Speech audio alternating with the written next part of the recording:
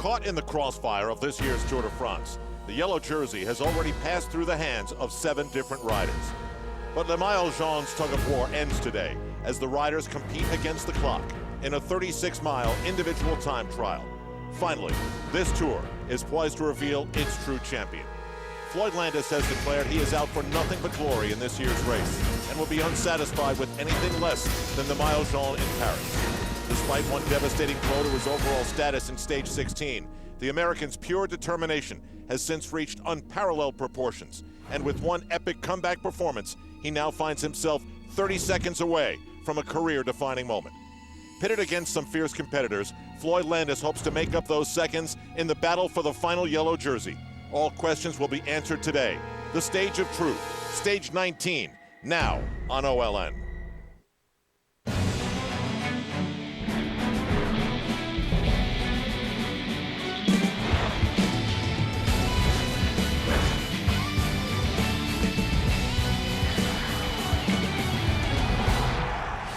Welcome to the Saab Tour pre-race show. We are now just one stage away from Paris, and it's a big one.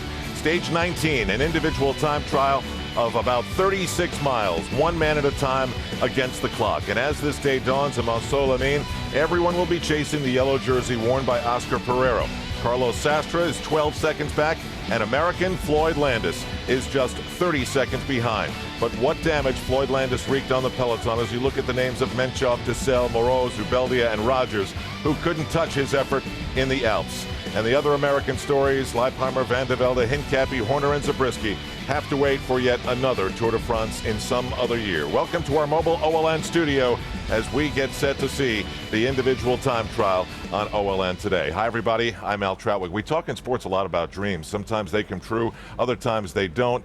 And at times when they come true, it's the beauty of sports at its very best. Floyd Landis brings an unbelievable story to today's showdown. For him in his career in this race, this is his moment of truth. This is the moment of truth in the race of truth for Floyd Landis. How much does he want the yellow jersey when we get to Paris? He showed the desire on the stage to Morzine, and now all he has to do is deal the death blow to Oscar Periro, who sits so tantalizingly close to Floyd Landis and his dream, back like the phoenix from the dead.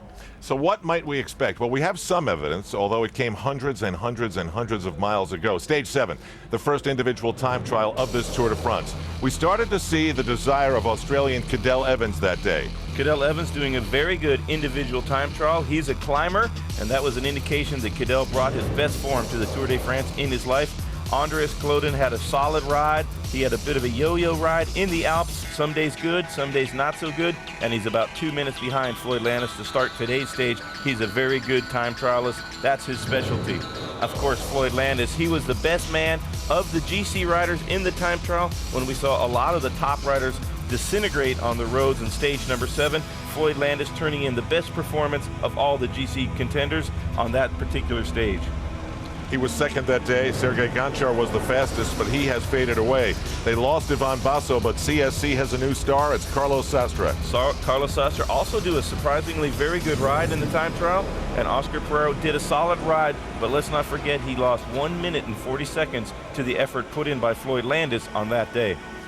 So of the contenders that are still alive, here's how they fared. Floyd Landis was 42 seconds faster than Andreas Kloden, 48 better than Cadel Evans, 110 better than Carlos Sastre, one of the key players that we have to keep an eye on today, and 140 better than Oscar Periro. So what does that really mean? What does it really mean after all the miles and all the stages between 7 and 19? When you see what Floyd Landis can do in the time trial, what he's capable of doing and what he's desiring to get out of it, he's 18 seconds behind Sastre and just 30 seconds behind Oscar Periro, who has the yellow jersey to start the day, and we'll see what happens. But I think Floyd Landis, now he's as close as he's ever been to getting the yellow jersey. He had it for a few days in this race, but now is his best shot to actually win that jersey going into Paris. You have to overcome a lot to win the Tour de France. Floyd Landis has had more than his share of problems, one major physiological one, and early on a couple of mechanical ones. There was the prologue where he had a slashed wheel. He lost 5 or 6 seconds getting to the start house. His time has already gone out. He has to get into that start house and stop, and he did a very good ride, finishing 9th on that stage. In the long individual time trial, stage 7, started the race with a handlebar that the UCI deemed too high, and what they did was have him reduce that length of that and put it down. But when you untighten those bolts, they're so fragile that when you tighten them back up again, it might not be the exact same interface with the steer tube. He hit a bump, those bars broke, and he had to get the spare bike, so it was an absolutely disastrous day. Even though he rode well, mechanically, they have got to solve those glitches for the last time trial. It is time for Bobke's Guide to the Tour, and for a huge stage like this, we know you've got something special up your sleeve. Well, it seems as if the American athlete needs incredible obstacles to overcome before they cement their hero status, and Floyd Landis, not the latest in a long line of athletes that have gone through that. The European trajectory is very different than the American cyclist. It's a very gradual rising to the top, a support rider, a few small wins, a couple of big wins before you get into the yellow jersey. American athletes have an altogether different path, usually starting very high, and then a sort of pathologically mythic need to plunge to the depths of Hades before the heroic transformation into Tour victory. It was Greg LeMond, let's not forget, who was shot by his brother-in-law out on a hunting expedition. He almost died, and a couple of years later, he won the yellow jersey in dramatic fashion. Of course, we'll never forget Lance's battle against cancer, and before that, he had never won the Tour, and then 7 straight victories. And Floyd Landis is now the latest American with a disintegrating hip, and from the ashes of La Toussuire, he can now rise up to the point where he could win the Tour de France. American athletes need that to become heroes. They need to go to the depths of the sport before they rise up again for victory.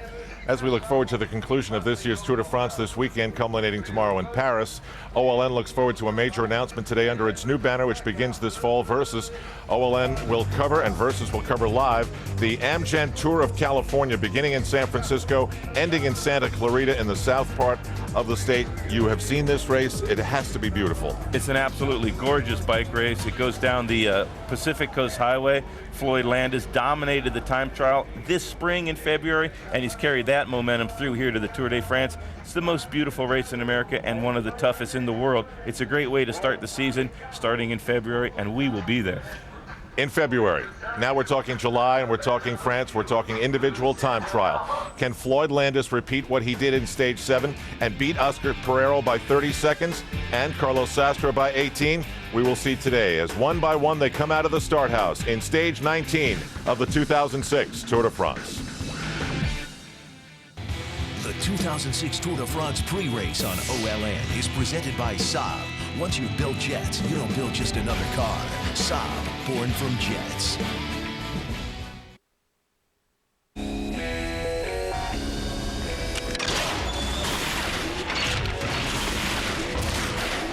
Saab was founded by 16 aircraft engineers. Their spirit lives on. Introducing the all-new Saab 97X. Once you've built jets, you don't build just another SUV. Saab, born from jets.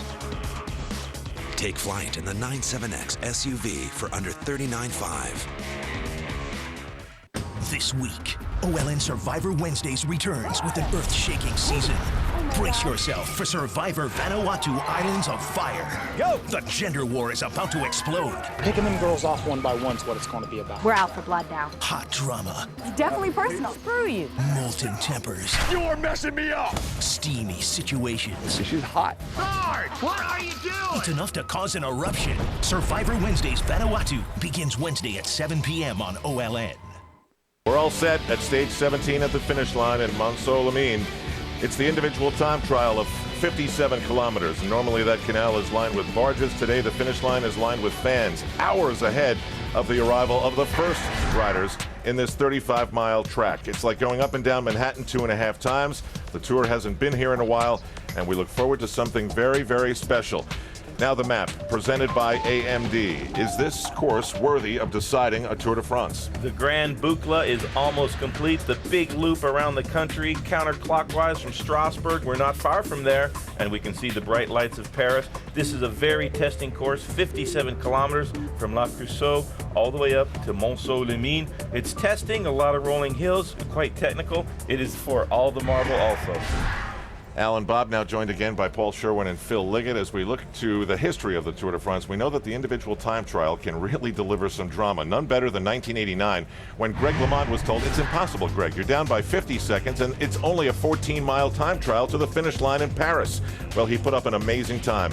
And Laurent Fignon knew when he came across the line he was not good enough, and he collapsed in agony. And Greg LeMond, with bullets still in his body from a hunting injury, won the Tour de France by 8 seconds. Then came the showdown in 2003, Jan Ullrich and Lance Armstrong. As luck would have it, the streets were wet. Lance Armstrong held on. Jan Ullrich did not. And this became yet another symbol of his frustrations in going head-to-head against the American who won the Tour 7 straight times. Lance won by a little over a minute, but Greg LeMond's Tour de France victory in 1989 goes down as the closest, a difference of only 8 ticks of the clock. Now today, Floyd Landis trails Carlos Sastre by 18 seconds and Oscar Periro by 30. So who knows how this is going to play out. But I wonder, since the drama, the great drama of this tour really didn't start to percolate until stage 16, do you think this was a great moment for Floyd Landis, or was this in fact a great Tour de France? I think in many, many ways it was a great Tour de France, you know, because I can't believe we've been here 3 weeks today on this race. It has flown by because every day it was unpredictable. It did things, we had to find new stories. I thought it was a great Tour, Al, yes. And the time trial today, it's put 3 men now in with a chance of winning this Tour if they make that time trial theirs. Paul, what's your take? Was there anything missing that prevents this from being a great Tour, or has it been a great Tour? I reckon it has been a great tour. It's been interesting every day, as Phil says. Maybe afterwards, 1 or 2 teams might sit back and say, did we make some serious tactical errors? Like, of course, Team CSC. Should they have chased on stage 17 to bring that gap down on the way into Morzine? T-Mobile, I've got to question their tactics since the very start of this race. They too need to think now, how can we win this tour? Because they've done the same thing every year and never come up with the goods. What's your vote, Mr. Roll? I have to say that it was a pretty hoopty tour until the... Hoopty good or hoopty bad? Hoopty not so good until we got to the Alps, and then hoopty fabulous. The race came to life with explosive attacks, incredible descents, and also Floyd Landis' total disintegration to Latu Swear. But now we have the best tour we've seen since 03 and 89 when LeMond and Fignon were so close before the last time trial. That's our debate of the day, brought to you by Patron. There is no debating the perfection of Patron. Well, we come now to our Saab performance predictions. With just 2 stages to go, we have quite a battle here, don't we, gentlemen? Let's look at the standings. Nobody got points yesterday, so that means Bob Roll remains in the yellow jersey for a second day. And this is only the second time in his career. And now let the music play and let me hand it over to you. We'll see how he wears that in Paris, if he can hold on, because now, as luck would have it... No way, Phil. No. Why? Why no way? You've got the first choice today. That's not right. And I'm going to take Marco Vello. No, only kidding. I'm going to go with First answer's the one. The man who would be king, I think, Floyd Landis. He went by our truck here just a short while ago with Robbie Ventura, having ridden the entire 35-mile course. He had an amazing smile of satisfaction and anticipation on his face. Let's go to Paul Sherwin, pick number 2. Oh, fantastic. I've done so well, and I'm going to stay right at the bottom of the leaderboard. I cannot win this race now, but I'm going to go with a man who isn't a bad time trial. It's Dave Zabriskie. Dropped off the back yesterday to save himself for the final time trial, I think, maybe, or was he dropped because he was fatigued? Never. Not sure, but I'll go with Zabriskie because who else can I pick? Luck of the draw, Mr. Liggett. Yes, number 3 for me. Well, a one man who rides a great time trial. He's a fighter all the way, and he's aiming now to give Australia the finest ever finish in a Tour de France. I think at the end of the day he might get 4th rather than 3rd, but he's going to ride for a podium today, so I'm going to go for Cadel Evans because I think this man will produce the goods. Bob, as luck would have it, you go last. As bad luck would have it, I'm picking last. But that is the way the cookie crumbles at times. And I've got Sergei Gonchar, the man who dominated the first long time trial, and he is having a great Tour de France. He was fantastic on the stage to Morzine. Even though he was dropped on the last climb, he did a big turn of work at the front of the peloton at about 55 k's an hour for almost an hour. So I think he's capable of doing one more good ride. And please, Sergei, get me some points, baby. I need them bad. Well, based on performance in the individual time trial, it's all teed up for Floyd Landis. The ball is sitting on a tee. Now all he has to do is hit it out of the ballpark. Going, gone are we. But back with the individual time trial, Phil and Paul to the booth on OLN. Stage 19 of the Tour de France next.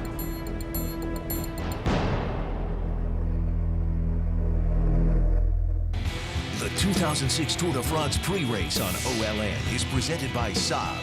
Once you've built jets, you don't build just another car. Saab, born from jets.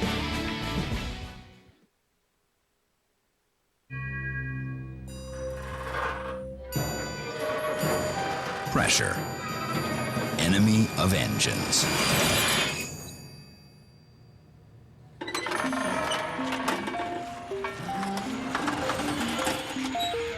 Enemy of pressure, Pennzoil Platinum.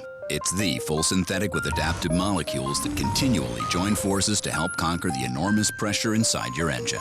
Not just oil, Pennzoil. Introducing Ruby Tuesday's Triple Prime Burger. It eats like steak and cuts like butter. The only one made with prime tenderloin, prime ribeye, and prime sirloin, ground fresh.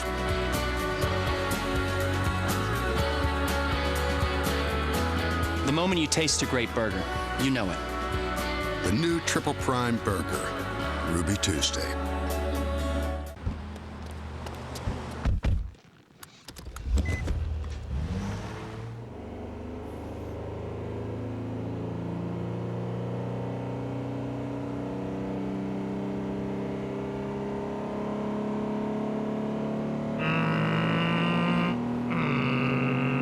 All power with no shift shock. The next Nissan Maxima with CVT, part of the next generation of Nissan thinking. Honey, I'm going shopping. 20% off. All right. The Home Depot. Should we take the truck?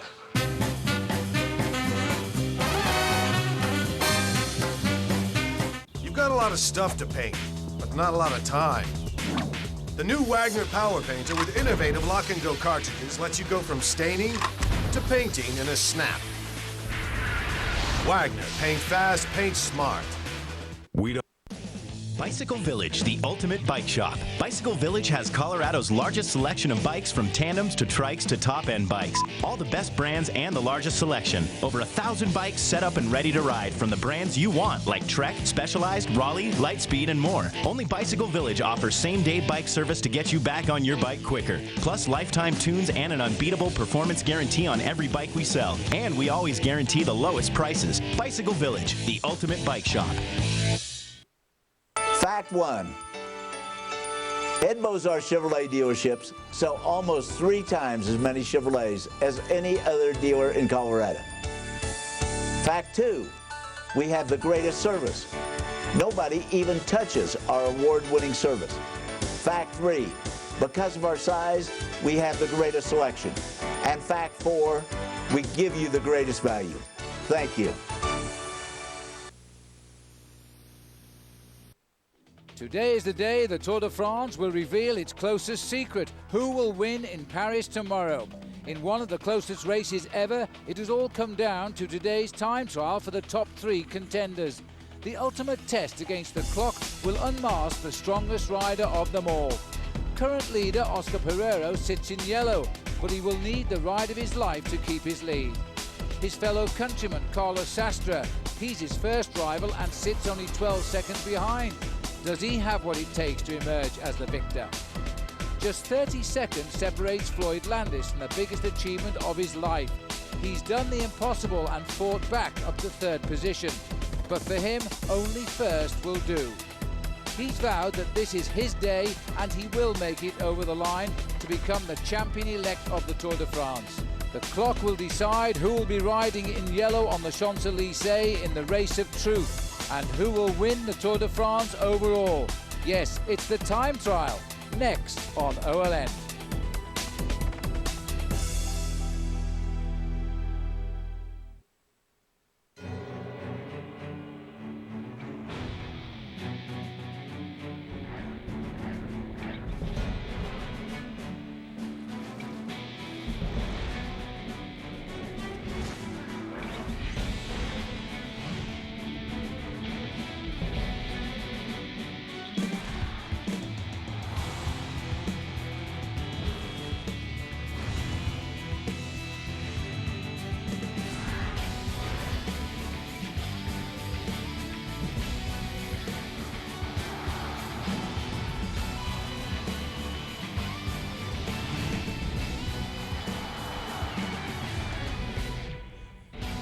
Yes, even the sunflowers reflect the colour of the jersey that everyone wants to wear tomorrow in Paris. We reckon only 3 people can. It's the time trial. The Americans know the winner. Go Floyd! Go Floyd! Go Georgie! Go Bob Roll! It sounded like a bit of an afterthought, that bit about Bob Roll. Well, everybody, welcome to our live coverage of the time trial here on OLN, the penultimate day of the Tour de France. I'm Phil Liggett, this is Paul Sherwin, and this has been a very strange tour, Paul. It has been a very strange tour. You know, over the years, we've come up with nicknames for the tours. We've had the Tour of the Comeback, we've had the Tour of the Look. I think this has got to be the Tour of the Unexpected. Finally, it seems to have come back to the kind of Tour de France that we can predict. And I have to say today, if we're looking for predictions, I've got to predict Floyd Landis, because every time he's come out in a major time trial against the 2 guys in front of him, Carlos Sastre and Oscar Periro, he's come out on top. Well, this is the time trial. Every day we've had something new to report. We've had the longest leader being Tom Boonen for 4 days. Well, now Oscar Periro faces his moment. He'll be the last to start. 12 seconds, but he'll start 3 minutes ahead of him, Carlos Sastre. Well, Carlos Sastre, just to put it into perspective, 12 seconds is not very much more than 150 metres. 30 seconds is only 450 metres. That's all Floyd Landis needs today.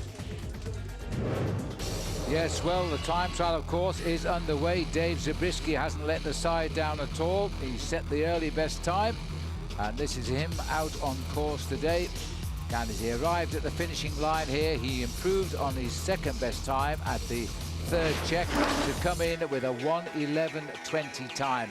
But since then, Sebastian Lang has arrived, the champion of Germany, time trial champion, with a 1:11.03. But look at this, still to arrive, Sergei Honchar. He's racing on his own here, setting the best time at the 1st check and at the 2nd check. He's looking to do quite a time when he gets to the finish. Joining the action now live, this is David Miller here. David Miller, the former world time trial champion. He lost that title when he confessed to taking drugs.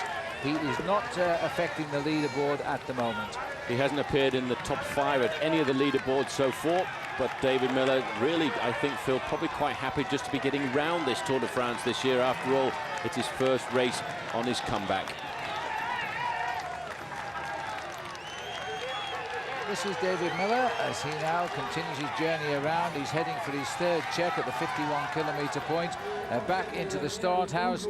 Rider 110th to go today of the 141 is George Hincapie. He can do a great time trial if he's of the mindset. Let's see what he can do now. Well, it's important because I think for Team Discovery Channel, Yaroslav Ekimov was an early starter, and he set the pace with a time of 1:11.26. Right, waiting now for the countdown for George Hincapie. They're starting at 2-minute intervals. Shortly that will be extended to 3-minute intervals. The whole field spread out over 2 at the moment. Still the best time at the finish, the German champion Sebastian Lang, 1:11.03 his time. Hincapie is away. He'd like one good ride in this year's Tour de France, maybe today.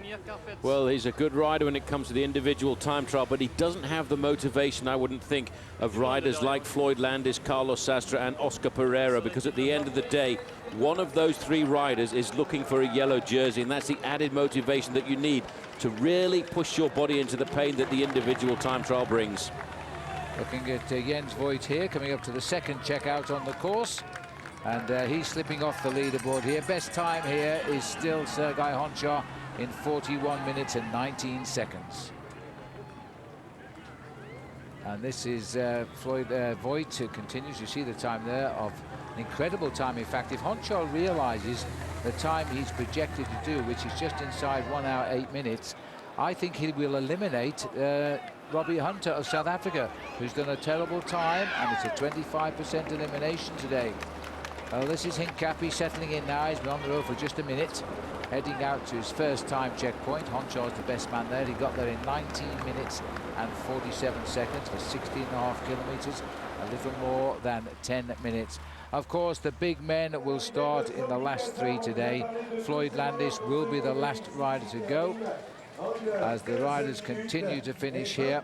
Floyd Landis, though, the 3rd to last rider to go. He'll start at 9 minutes past 4 local time, and then his race will be on.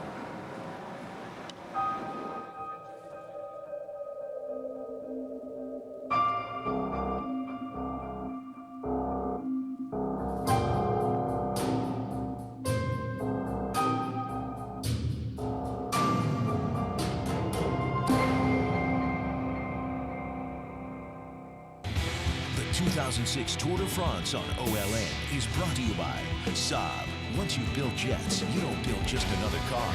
Saab, born from jets. And by LLB, official outfitter of OLN.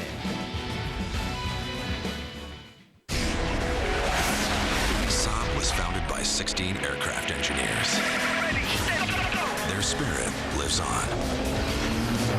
The turbocharged Saab 9.3 sports sedan with an estimated 31 miles per gallon highway. Once you've built jets, you don't build just another car. Saab, born from jets. Take flight in the 9.3 sports sedan for under $27,000.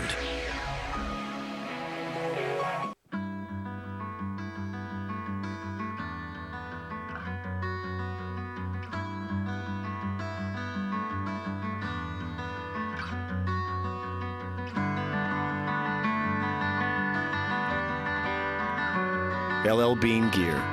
If it lives up to our test, you can be sure it will live up to yours. For a free catalog of everything you need for fall, call us or shop now at llbean.com. Pillaging was great this time of year, but with so many people switching to Capital One, we've taken jobs as camp counselors.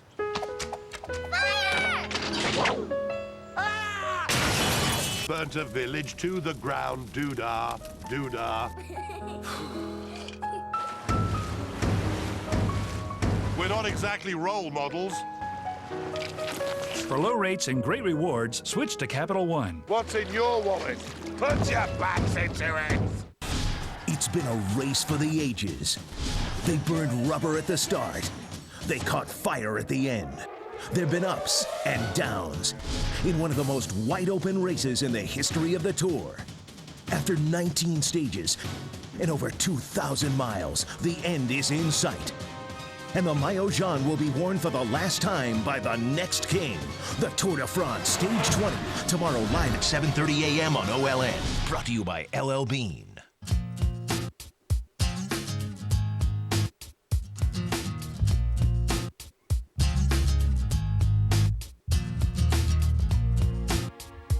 Your life doesn't have one dimension. Neither should your beer. The rewarding taste of Michelob Ultra. Perfectly balanced and made for today. Live life to the ultra. Together, we can make a difference. That's why American Century Investments created Livestrong portfolios. Mutual funds designed to support your goals and also help us support the Lance Armstrong Foundation's fight against cancer, because we believe that when you do something good, it can come full circle. Contact your financial advisor or American Century Investments for a prospectus that contains investment objectives, risks, charges and expenses, and other information that should be carefully read and considered before investing.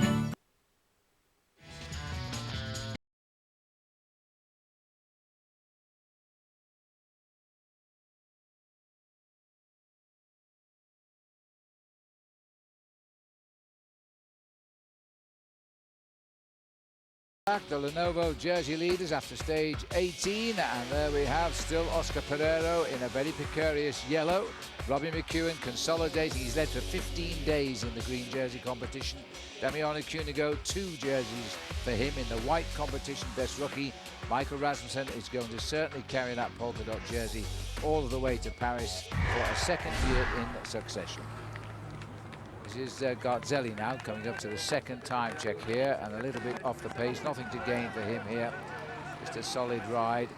46 minutes and counting. He's challenging the time of David de la Fuente, newcomer to the Tour. There's the time of Honchar, a long way behind him, of course.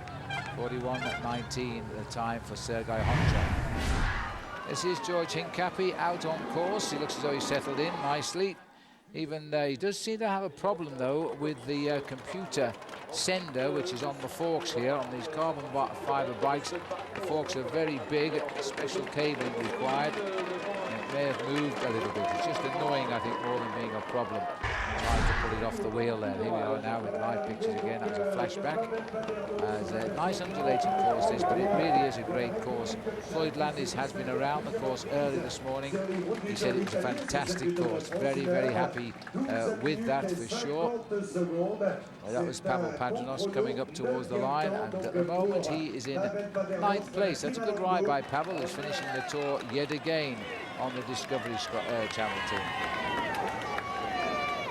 A solid ride there from Pavel Paternos, Paul. Yeah, he's a solid rider. He really is a rider that we expect to see doing well. And this is the first time I've seen Hincapie's new design on the helmet. It looks rather scary. That I wonder if he's going to eat up the rest of the competition. Looks like the helmet's having a good feed on those sunglasses at the moment. But this is George heading out for his first check. Then we'll get some idea how well he's going. We've had 102 riders now through that first check.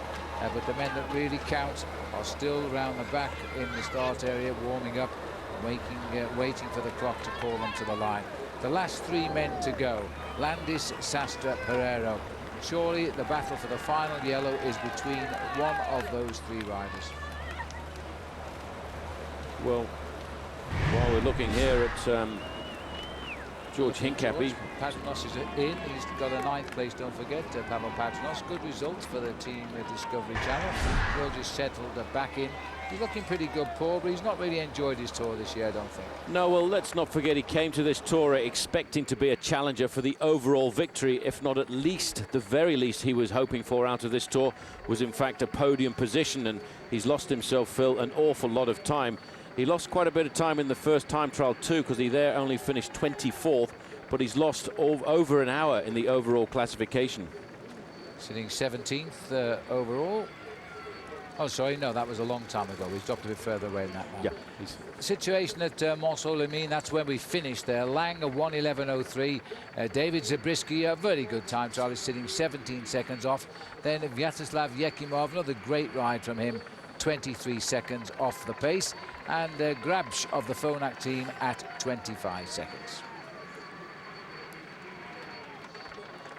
Still, our cameras occupy themselves with George Hincapie. That'll inspire him to keep a good ride going at the moment. Sergei Honchar awaited. David Miller has arrived at the 3rd time check, but he's 29 seconds off the pace there, just in the top 10 for him, at 1 more check to come at the finish. So this is Zabriskie, who is in 2nd place. Our old friend Sebastian Lang, who is led after the prologue, led after the first time trial, currently leads now.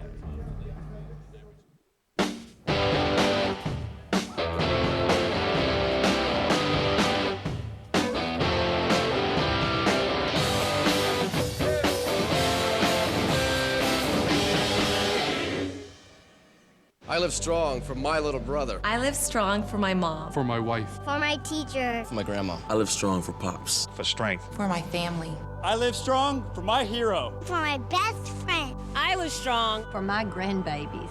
I live strong for myself. Join AMD and HP in support of the Lance Armstrong Foundation. Every purchase of the HP Special Edition L2000 Notebook PC sends $150 to help people affected by cancer. Exclusively at CompUSA. Learn more at livestrongpc.com.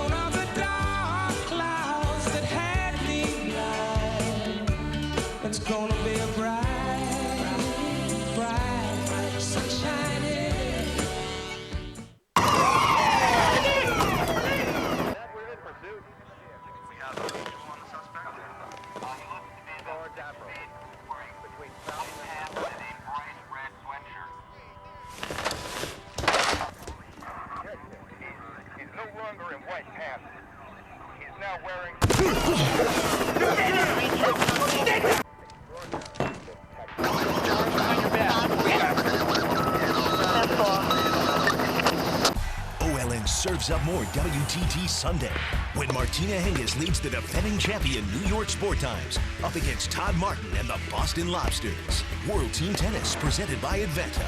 Sunday at 12, only on OLN. One chick, one chicken dinner. 6 chicks, 6 chicken dinners. 1 is good, 6 is better. Especially for NASCAR Nextel Cup Series racing. Now you can add not just 1, but 6 channels of in-car coverage, plus data, telemetry, and team audio, all with NASCAR in-car, only on digital cable. Order today for just $69. Call 1-888-COMCAST today. When it comes to sports, we're on your team. Check out the new hit movies you can order on demand, and look what you can order right now. Why am I being investigated? Why am I being investigated? See George Clooney's Academy Award-winning performance. Syriana, now on demand. They're like people or something living in those hills. The lucky ones die first. Order The Hills Have Eyes on demand. Hit movies without the trip to the video store. On demand with Comcast Digital Cable. Back to the time trial today in the Tour de France. The big names who are racing for the win in Paris still to start, of course. This is the situation at the finish. Sébastien Lang has delivered again, leading at this early stage, as he did in the prologue and as he did on the ride to Rennes a couple of weeks ago now. 1:11.03 his time. Zabisky is in too for USA and Team CSC. Vyacheslav Yekimov for Russia and Discovery Channel. He sits in third. David Miller here now, continuing as he heads home. Best time is 1:11.03. David will be short of this because he'd been running in just inside the top 10 at the time checks, but he's finishing his first tour back after a 2-year suspension, and he'll be happy with that. He's competition shy. He only got his racing license back, I think it was 5 days before he started. The Tour de France was the first race for him in 2 years, so he's really back in at the top end. 1:11.35. It's still going to be a nice ride for the moment for David. I'm sure he's giving his best shot because he wants to know just how his form is continuing. Over the line, 1:11.45, 5th at the moment. He had a very, very good last 10 kilometers there. Back into the start house. And the depart now of a man who got his first stage win in the Tour de France earlier, Jaroslav Popovic. Never was the challenger the team hoped he would have been for an overall pole. He's leaving the start house here in 25th place overall today. Yes, almost an hour behind in the overall classification, 48 minutes and 45 seconds to be exact. I wonder if he will try and ride a solid time trial here, because as far as Popovic is concerned, it's all training for the future, because many people do still regard this man as a possible future Tour de France winner. Well, Popovic, 25th rider overall, and that means he's the 25th rider from the end to start. We start in the reverse order of the standings of the Tour de France, so the last man to go is the race leader, Oscar Periro, in his yellow jersey. He's even saying that the American Floyd Landis is the big favourite now. But you know, we've seen riders pull special performances out when they are the leader of the Tour de France. Honchar is the man with the best check all the way through just now, absolutely flying. Hasn't arrived at the finish yet, but he will do soon. Well, this is Sylvain Chavanel. I think he's had a little bit of a nosebleed on the course here, because you can see he's got a tissue there in his nostril. A lot of riders under big pressure here in the last week of the Tour. As you look here at the man who is the French national time trial champion, I did notice over the last couple of days a number of riders have had nosebleeds and been back to the race doctor. And Chavanel here really suffering, probably with the heat out on the course here this afternoon. Well, he had that nasty fall too on the descent of the Col du Telegraphe. So Chavanel out on course. The riders continue to race towards the finish here.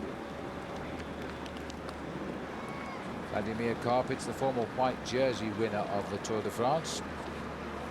And he'll be a solid time trial today. As we look at Vladimir Karpitz, let's have a look at our Home Depot You Can Do It moment of the week. And what a week it was for this rider, Floyd Landis. He goes around now carrying his bottles, make sure he doesn't dehydrate. He had that terrible day, then it all turned to joy, as on the second day in the Alps, he started to attack and he won. Over the top of the Col de Clen, that was the big crucial moment. Once he got down to the bottom, 12 kilometers later, he was the champion-elect yet again. That's a Home Depot moment of the week. You can do it. Looking here, riders warming up, Cloden and also, I'm not too sure the other right, Kessler is there, I think, as they're now getting ready. Andrew's clothing is a big important day for him. He's going to try and pull something special out to climb onto the podium in Paris. We switch back here to Vladimir Karpets. Still no change at the finish. Chavanel has gone through the check in 10th place at the second checkpoint. Honchar is fastest at every checkpoint. He's minutes ahead of everyone. Just was the case when he rode, here he is, just was the case when he rode at Rennes the other week. The only man that got near him within 61 seconds of him was Floyd Landis, and he had a slight problem with those handlebars.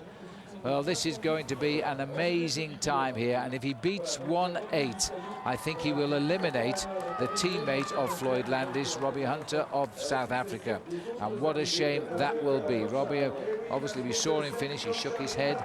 We don't know why he rode as slow as he had. He sits last overall at the moment, and it's 25% cut-off time. This is going to be an incredible ride by Honchar, and this is going to keep his team in the hunt. T-Mobile have won the team prize for the past 2 years. They're looking to win it again. 1:07.45. That is an incredible target and could be the winning time today.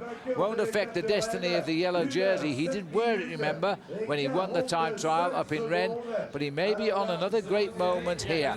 Meanwhile, back in the start house, this is Patrick Sinkiewicz, who is making the chase now. He's left 2 minutes behind Christian van der Velde of the US. Another rider coming to the end of an outstanding Tour de France. Well, Sinkiewicz has had his moments too. He's the rider who followed as long as he could Floyd Landis through the Alps. Honchar has given up everything today. He's been fastest at every check. He's probably eliminated Robbie Hunter with that best time, 1:07.45.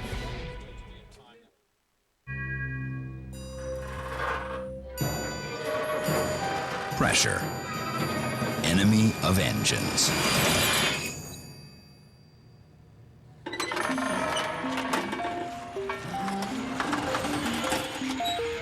Enemy of pressure, Pennzoil Platinum. It's the full synthetic with adaptive molecules that continually join forces to help conquer the enormous pressure inside your engine. Not just oil, Pennzoil. Honey, I'm going shopping. 20% off. All right. The Home Depot. Should we take the truck?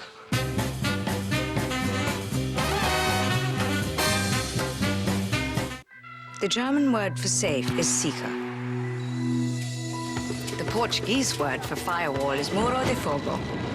The Chinese word for password is mima. My company's in 17 countries now, and I can say secure in every one of them.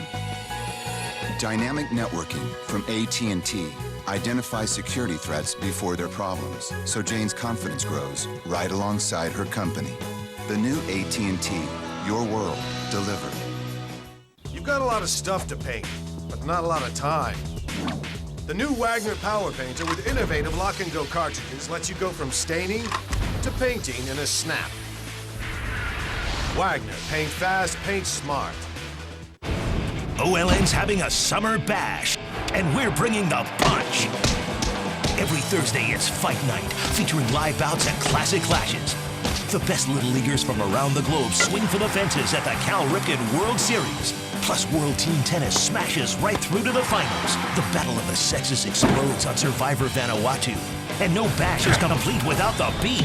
The PBR returns with a vengeance. OLN Summer Bash. It's a guaranteed hit. Looking for the perfect computer for back to school? Circuit City makes it simple. Right now at Circuit City, bring in any PC and get a free checkup, a $40 value. And save up to $320 on select desktops and notebooks after mail-in and instant savings. Like this HP Pavilion desktop PC featuring Intel Vive technology for just $739.99 after rebates. Circuit City. Announcing the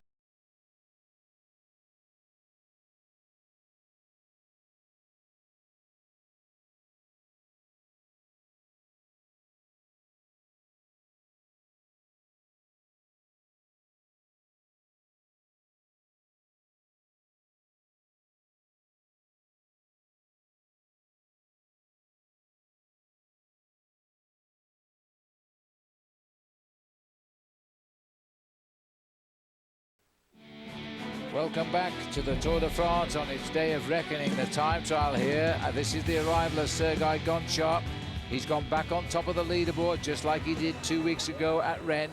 1:7:45. Quick calculation of the elimination time now. It's 1 hour 24:41. It means Robbie Hunter is probably out of the Tour de France if the referees stick to the rule book. They have been allowing riders back in this tour, but whether they'll do that today, we'll have to wait and see. Vladimir Karpit's down here at the moment. Of course, the big name still to start at the very end. Landis, Sastre, Periro. They go 3 minutes apart, with Landis going at 9 minutes past 4 local time. Less than an hour now to the start. This is an excellent time trial course. As you can see, it undulates. It's got plenty of technical turns in it, but it's got just about every element a racer will want against the clock. Out there on his own. Karpit's here, continues. He rides a good time trial. Again, he's ridden a very good race. He's 31st overall in the Tour just now. And I think he may well try and ride a solid time trial performance here, Phil, just to leave a benchmark for his man and his teammate who starts last, Oscar Periro. You know, in 2004, this man was the white jersey in the Tour de France. The year after, he finished 7th overall in the Giro. That's an indicator that he can ride a good time trial when he needs to, and maybe it will help Oscar Periro to have his teammates go out and ride times that he can use as his guesstimate of how he needs to ride over this course. Well, his finish, by the way, in 2004 was 13th. Still remains his best finish in the Tour de France. Karpitz presses on. Sorry for the pun there. As Vladimir Karpitz moves through. Had the white jersey lead last year, doesn't qualify for it this year. So remember, I hope you're enjoying our Saab Watch and Win sweepstakes. Go to olntv.com/fly to the finish. Have a guess what today's code word is. It's time trial. There we are. That's our Saab Watch and Win sweepstakes. And we're looking at Vladimir Karpitz right now, picking up the tempo. Wide open roads ahead. Meanwhile, back in the start house, Michael Rasmussen is getting ready. He's got about 4 riders to go before him yet, as we watch Arroyo get onto his bike here. He's in 20th place overall in the Tour de France. There's the canal, beautiful canal system that abounds here.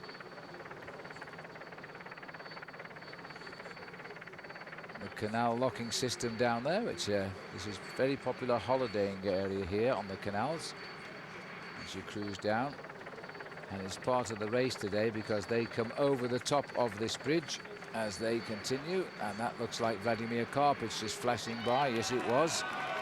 And the sun is out. It's absolutely beautiful now, but very, very hot and humid today. All right, but it's time for an inside look at the Cervelo time trial bike now. And we'll join Frankie and Dre. I'm here with Phil White, the co-owner of Cervelo Bikes. There's a big difference between road positioning and time trialing positioning, and Phil's going to explain to us the difference with Stuart O'Grady here on the time trial bike. Well, the trick with power output is you want to keep the hip angle as open as possible, which is not a problem normally on a road bike, but when you get a time trial bike, you're trying to position the rider with his back as flat as possible. If you just fold forward, you end up pinching this angle. So what riders tend to do is move the saddle forward, and you'll see that many people are riding with the saddle in a much more forward position than they traditionally have for time trials. This keeps the hip angle open and keeps the back flat for aerodynamics. For Carlos Sastre, he's only about 12 seconds out of the yellow jersey. He's got a great technology and the perfect position to go as fast as he can from the start all the way to the finish.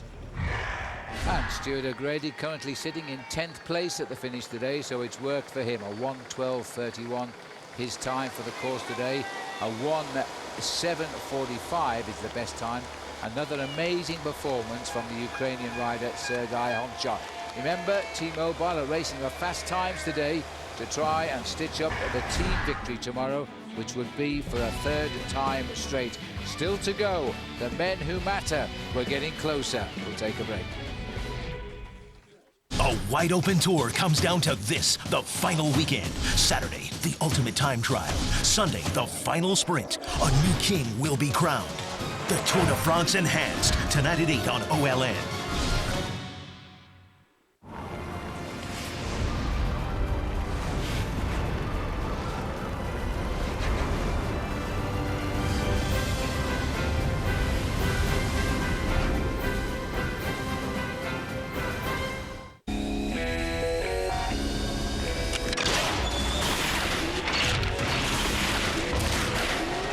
Saab was founded by 16 aircraft engineers. Their spirit lives on. Introducing the all-new Saab 97X. Once you've built jets, you don't build just another SUV. Saab, born from jets. Take flight in the 97X SUV for under $39,500.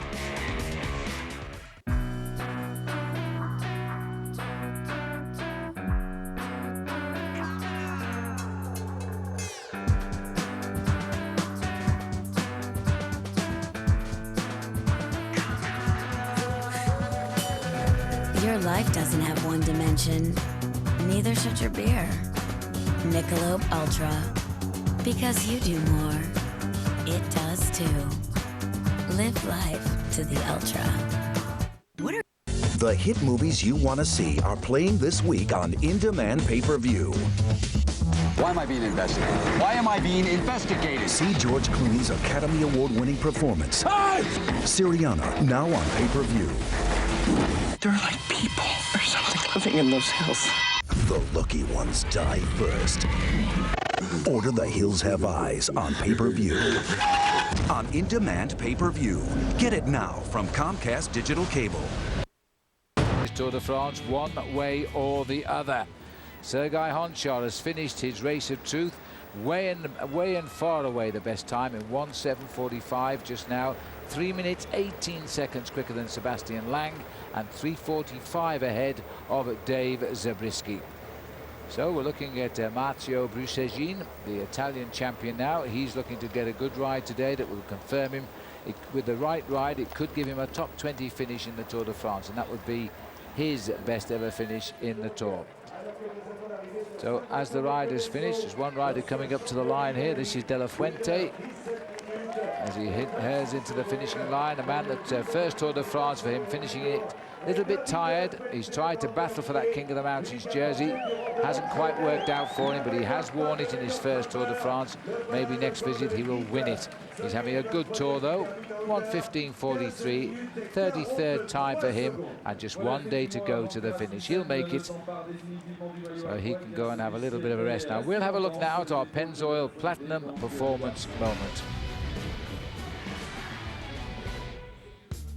And it was, of course, a battling day for two Italians. No Italian to win a stage of the Tour until yesterday, and Matteo Tozzato was pretty happy with getting it for the Belgian Quick-Step team. It was also their first ever win in this Tour de France as well. That's our Pennzoil Platinum Performance moment.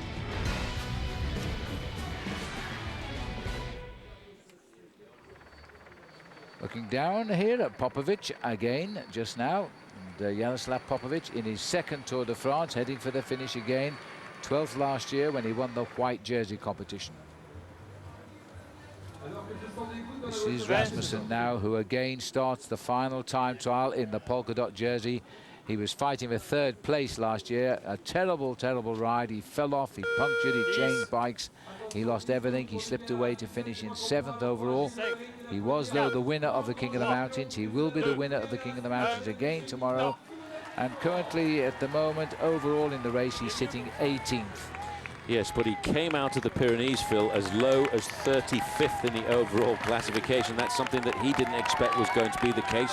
But he rose up to his high place now because of the great ride that he had through the Alps, despite also working for the team leader, Denis Menchov, and probably sacrificing his own personal chances. That certainly cost him a high overall finish, yeah. So he's made his start, Michael Rasmussen. He's pretty popular in Denmark, even though the team itself hasn't had an exceptional ride, Rabobank, because he races on a Dutch team. But well, they have had an exceptional ride, but he's more recognizable in Denmark than, of course, in Holland. This is back to Matteo Brusegin here. Looking pretty useful. I'll be interested to see his times when he gets to the checks. Mazzolini's gone through the first check now with a 13th overall position. Still to come and still to go. The last man of the 141 riders, and Floyd Landis will go 6 minutes before Oscar Periro. Periro claims the last place as leader of the Tour de France. Landis wants that yellow jersey. A great ride today will get it for him. Zabriskie currently in 3rd place, Lang is 2nd, and Honchar is leading. We'll take a break. OLNS Top Rank present the sweet science. Thursday night is now fight night. Today's top contenders, tomorrow's future champions, live in the squared circle. Plus, unforgettable fights featuring legends of the ring. Fight night premieres with the NABF Middleweight Championship. Undefeated title holder Kelly Pavlik battles dangerous southpaw Bronco McCart.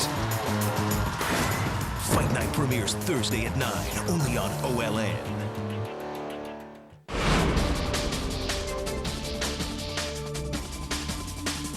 Competing in a race such as the Tour de France demands using every resource to remain ahead of the competition.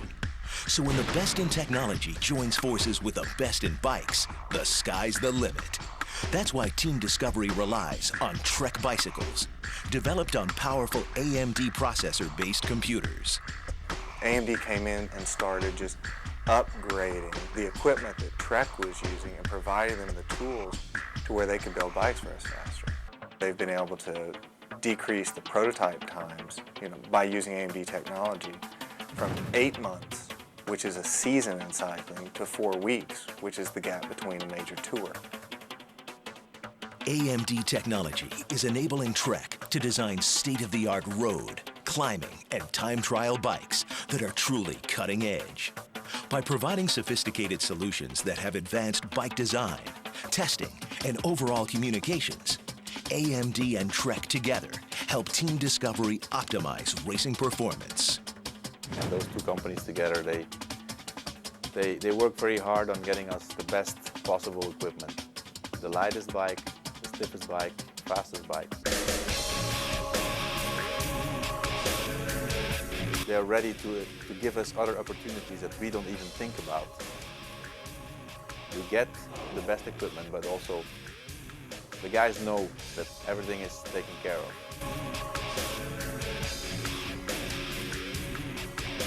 People at Trek and the people at AMD are working really hard at giving us the best equipment, and all you can do is try to want to win for them, not only for yourself but for them, because they're working so hard to try to give you as many advantages as possible.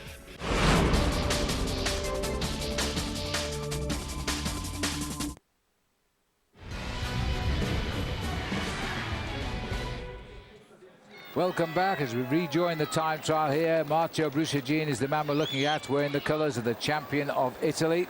No change down at the finish. Sergei Honshaw still has recorded a massive time that can only be approached, I think, by the last riders to go in this race. We'll find out as that happens. The last man to start was Valjevich from Slovakia. He is now gone, leaving 16 riders still to start the time trial. The last 3 are the ones we are showing the most interest in. All right, well, as we look out across Burgundy here, and the time trial goes on, let's hear from Lance Armstrong. Lance on the Tour de France.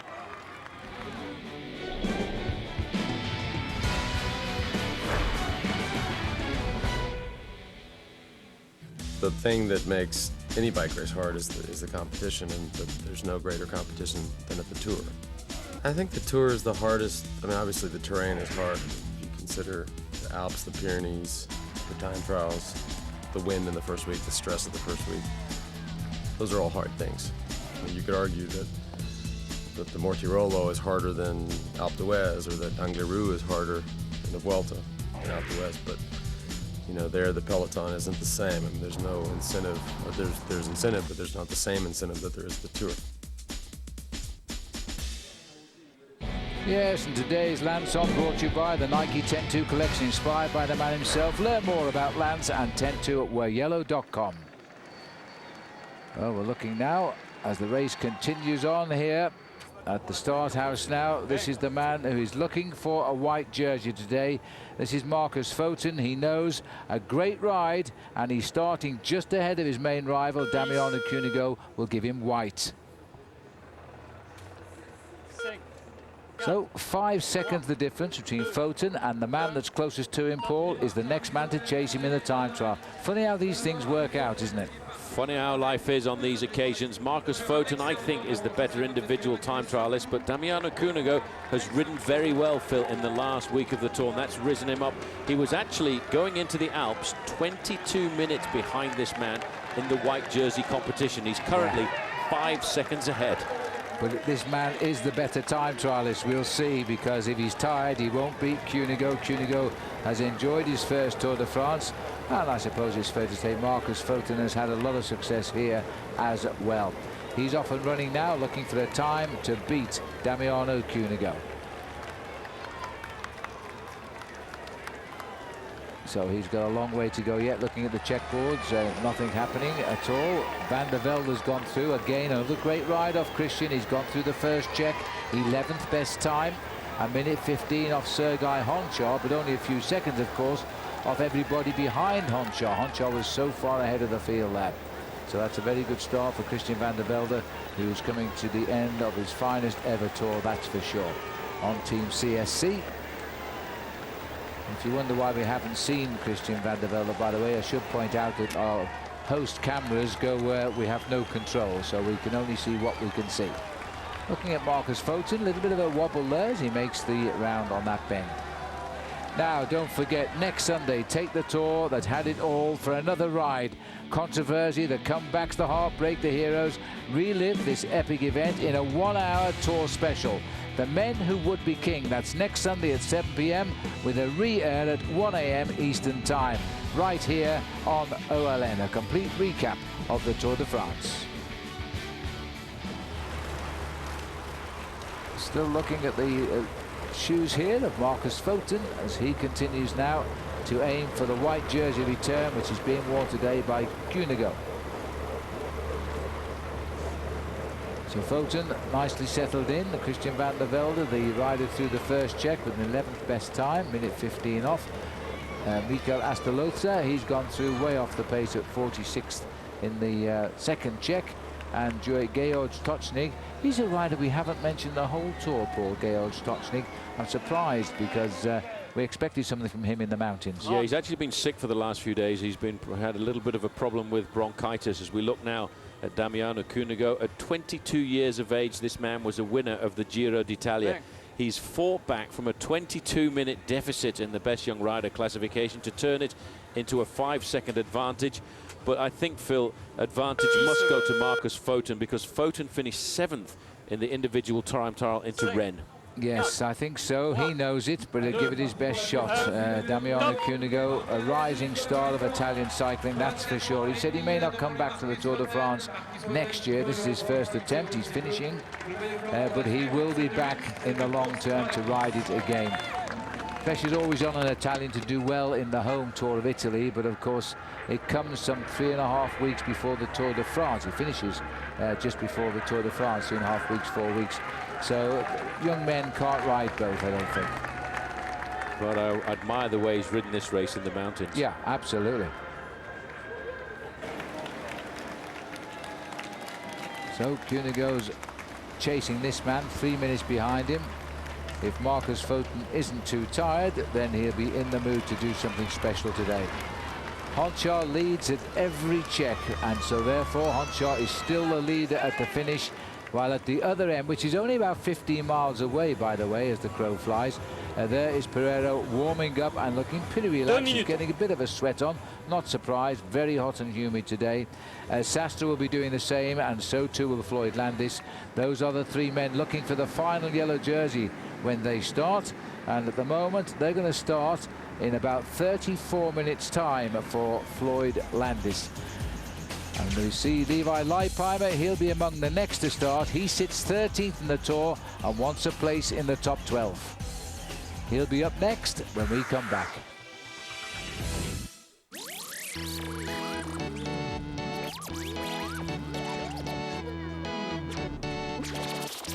The closer. Here he is, wearing number 1 and the winner of this time trial for the past 2 years. He's absolutely flying along. He's making this a point of honor today to slam the Tour de France one more time. And Armstrong again wraps up the Tour de France with a time trial win. It has come down to this final 49-kilometer individual time trial. That's all that will matter to Lance Armstrong and Jan Ullrich. Oh, Ullrich's gone down. Ullrich has crashed. Lance Armstrong is now sure of making it 5 in a row. He picks these records off trees like you're in an orchard full of apples. And now comes Lance Armstrong with all of his rivals under his nose. It's his 5th win at the Tour de France this year. Brought to you by Trek Bicycle's new Equinox TTX 9.9, equipped with Bontrager wheel works and components.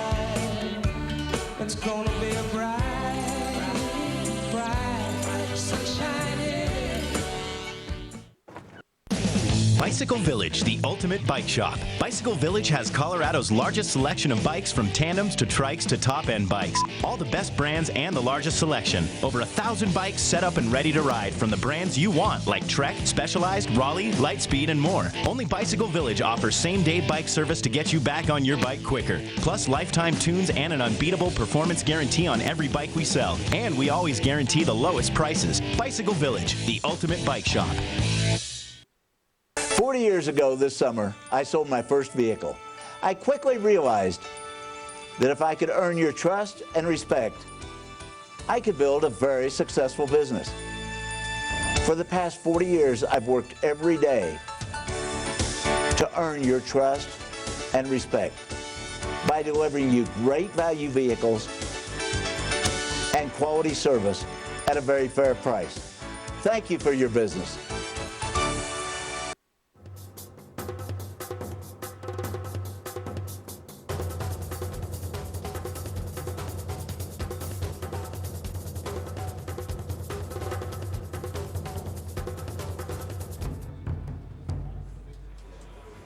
Welcome back. There he is, all smiles at the moment. Oscar Periro has become a pretty popular guy over these last few weeks of the Tour de France. He'll be the last to start. Levi Leipheimer is due in the start house in about 2 minutes' time.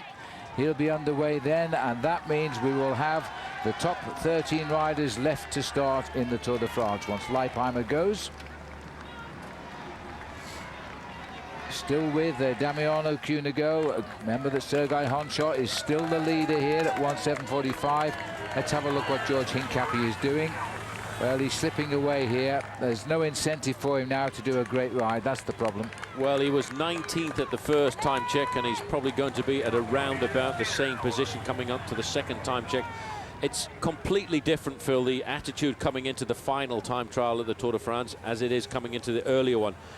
This time, the overall classification has basically all been sorted out, and unless your name is Sergei Gonchar, you don't have the motivation.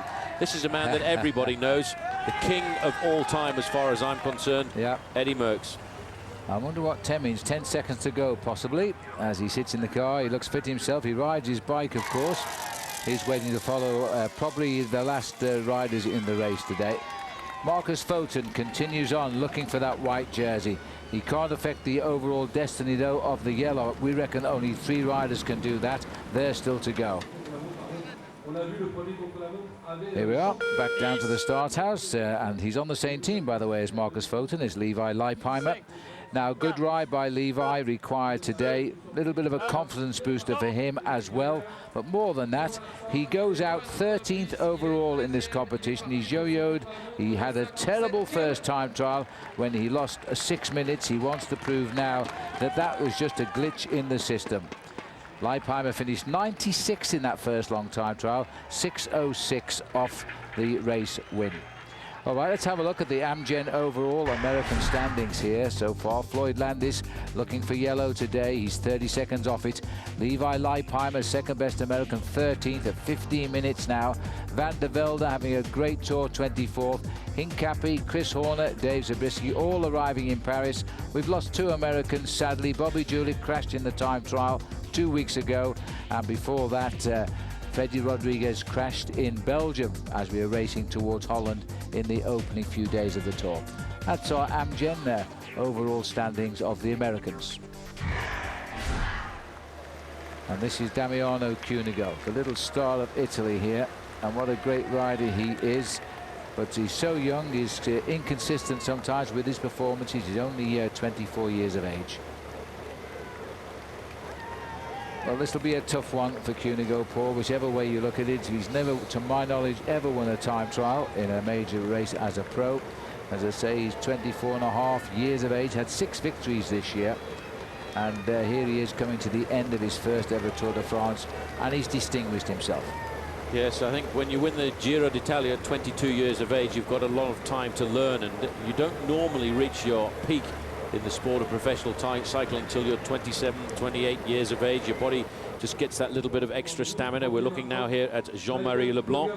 This will be the last individual time trial, Phil, that he will follow at the Tour de France as the race director, because he will be retiring at the end of the year, been the race director since 1989.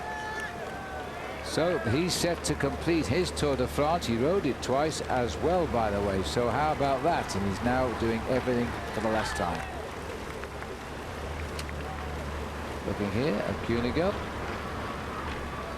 And so as Cunego continues on his way, he was the youngest winner of the Tour of Italy since Fausto Coppi. Let me remind you to come on board and enjoy our Saab Fly to the Finish sweepstakes. And the code word you will need today is time trial. OLNTV.com is the place to go. Well, this race is on a beautiful course today. Ducks and it dives all around the area of the Ain. This is a great department in France. As now we look for the finishing line today. Damiano Cunego, Levi Leipheimer is on course. Next to go will be the 12th from the end, and that'll be Michael Bogart. No change in the overall. Sergei Gonchar, has he done it again? Leipheimer may have other thoughts. Intelligent key technology that knows you.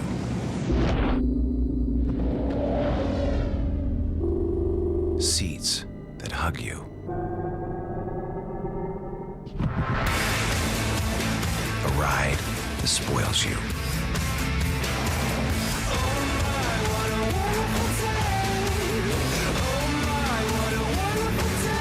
The next Nissan Maxima, part of the next generation of Nissan thinking.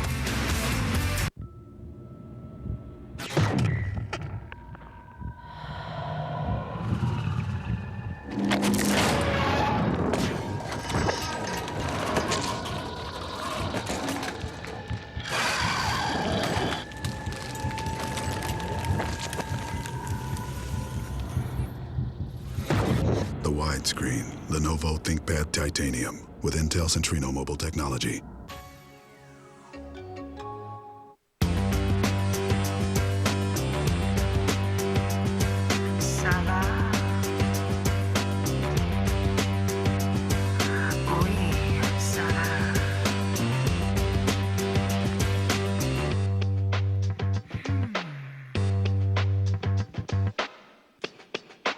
Some perfection is debatable. Some is not. Patron, the world's #1 ultra-premium tequila. Simply perfect. Please drink responsibly. There is a place for one-of-a-kind events. Here they are, locked together in battle. One-of-a-kind championships. And one-of-a-kind champions. Whether it's team versus team, city versus city, or country versus country, they all celebrate victory on the network where everyone's in it to win it. Versus, coming this September. Looking for the perfect computer for back to school? Circuit City makes it simple. Right now at Circuit City, bring in any PC and get a free checkup, a $40 value. And save up to $320 on select desktops and notebooks after mail-in and instant savings. Like this HP Pavilion desktop PC featuring Intel Vive technology for just $739.99 after rebates. Circuit City.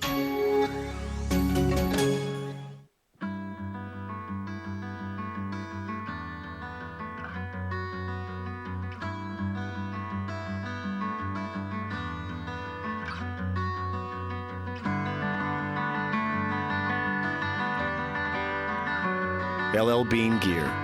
If it lives up to our test, you can be sure it will live up to yours. For a free catalog of everything you need for fall, call us or shop now at llbean.com. The 2006 Tour de France on OLN is brought to you by Nissan. The next Nissan Maxima is here. And by Lenovo, maker of ThinkPad, including the ThinkPad tablet and ThinkPad widescreen. So just departing from the start house, Frank Schleck, 2 wins this year, but what great wins, the Amstel Gold Race Classic, and then during the Tour de France, he topped Alpe d'Huez ahead of everyone.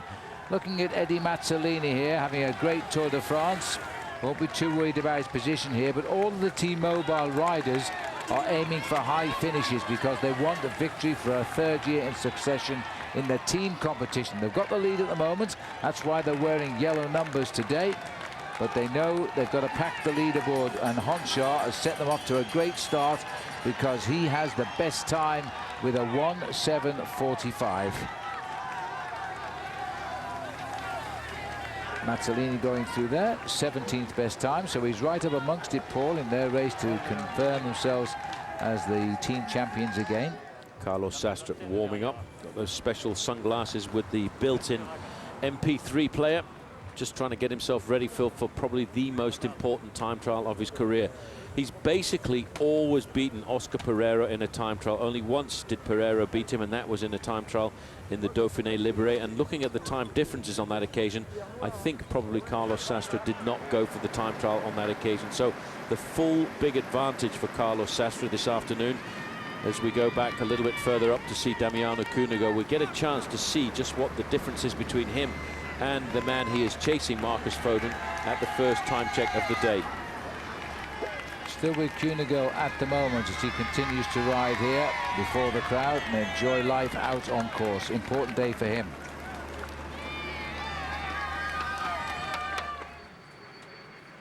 So here we are, more beauty surrounds the course, but let us remind ourselves of some Tour basics here, from the domestique to the polka dot jersey. Everything you wanted to know about the Tour de France is at Tour Basics, and you'll find that at olntv.com.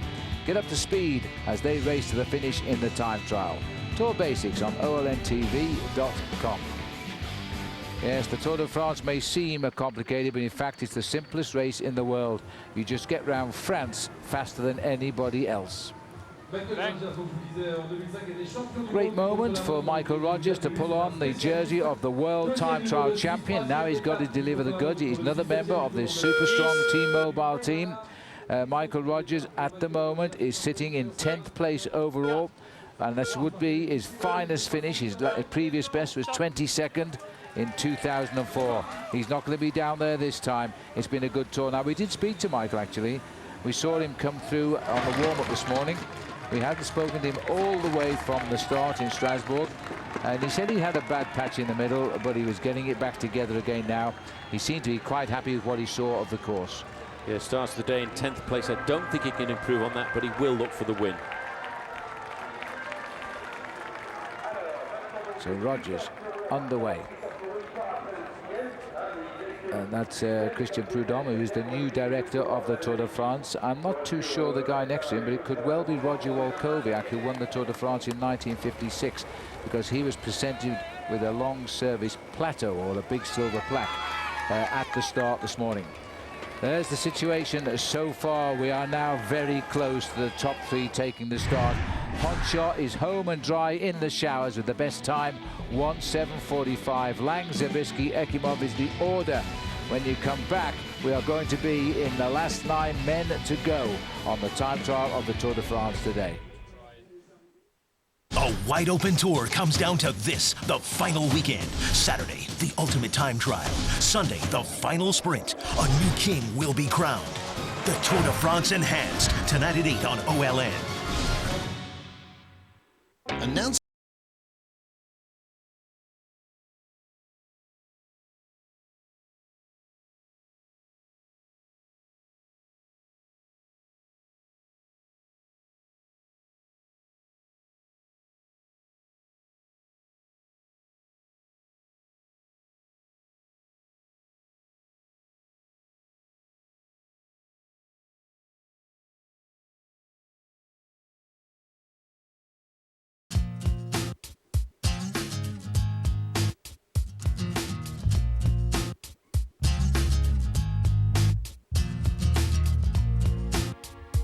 Your life doesn't have one dimension.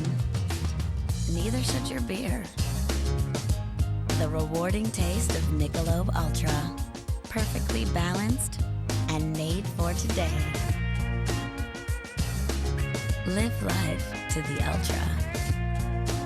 OLN Survivor Wednesdays returns with an earth-shaking season. Brace yourself for Survivor Vanuatu Islands of Fire. The gender war is about to explode. Survivor Wednesdays Vanuatu begins Wednesday at 7 p.m. on OLN. I've shot clay targets most of my life at shooting ranges all over the world, but Colorado Clays is still the best place to shoot. This world-class shooting range offers a challenging 12-station sporting clays course, voice-controlled trap field, and check out this brand new ski range. Colorado Clays has it all. Join us every Wednesday through Sunday for great shooting fun. Colorado Clays offers gun and cart rentals and welcomes corporate and club shoots. Shooting clays is fun, so come shoot with us today. What can be better than watching all the incredible goals, great stars, and excitement of an MLS match? Watching well over 100 MLS matches this season. The only way to do that is by signing up now for MLS Direct Kit. For only $69, you can catch all the live action and drama the entire MLS season has to offer. Show your passion for the sport you love.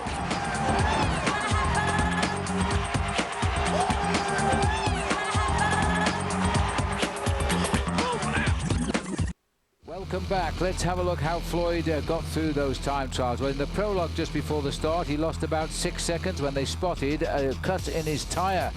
And he didn't know the rules either, because they stop you before they allow you to start, even though the clock has started. And he finally gets underway. And he still delivers a great ride to finish 5th.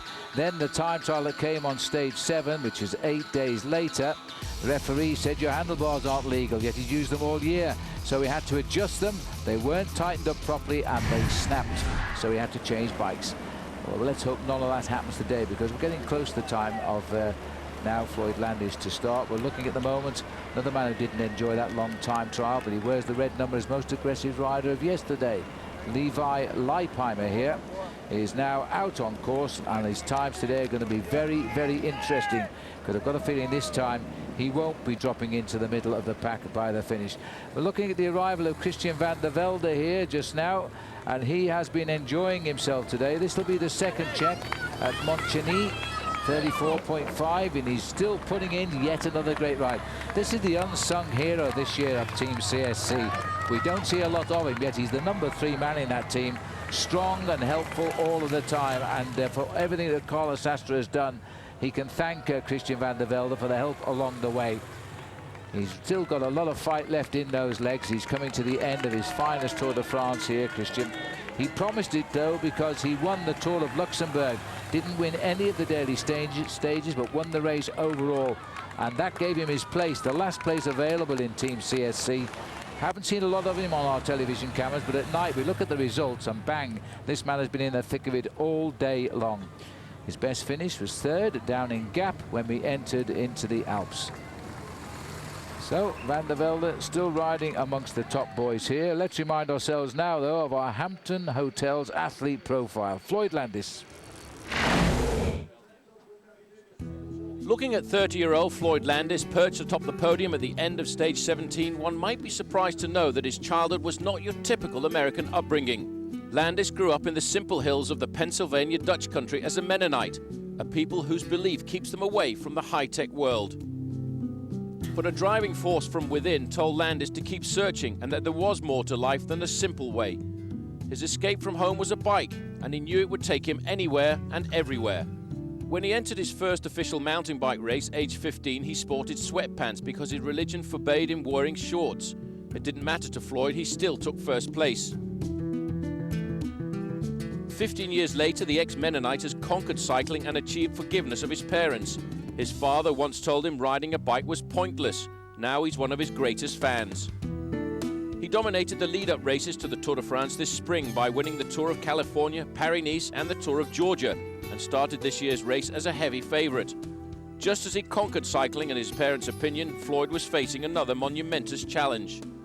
On July the 10th, Landis announced that he'd been fighting osteonecrosis for 2 years as a result of an old injury. Doctors have told him he has to replace his deteriorating hip. His cycling career is now a massive question mark. On stage 16, he had one of the worst collapses in cycling's 100-year history, but then with the determination that has driven him his whole life, he rebounded back on stage 17, producing one of the greatest single comebacks in the sport. Today, with the most important ride of his life, against the clock, he sits poised to etch his name into cycling history as the third American ever to win the Tour. Yes, and Floyd Landis there, Hampton Hotel's athlete profile, and he's all set to start in a few minutes' time. There's the current standings now, and it's less than 15 minutes to Floyd Landis going. Honshaw still leads, and that's the time everybody will be shooting at once they come out of that start house. There are just 7 riders left to go from that start house. Landis is about 30 minutes away from the start. We'll take a quick break.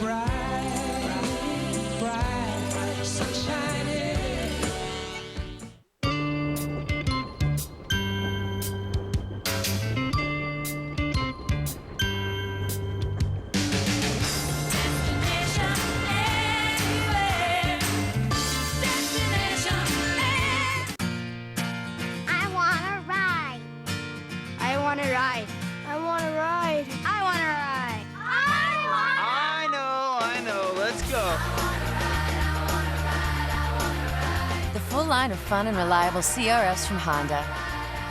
Everyone wants to ride.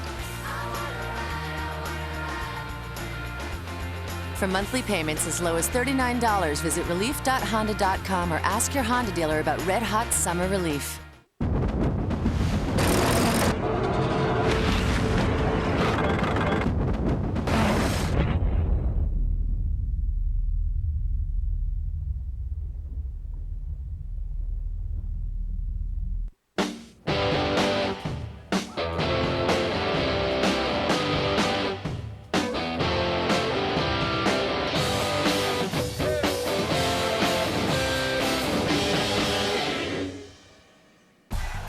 Serves up more WTT Sunday when Martina Hingis leads the defending champion New York Sport Times up against Todd Martin and the Boston Lobsters. World Team Tennis presented by Advanta. Sunday at 12, only on OLN. It's back to school, and Best Buy's got what kids need to succeed. Like laptops with fingerprint scanners for extra security.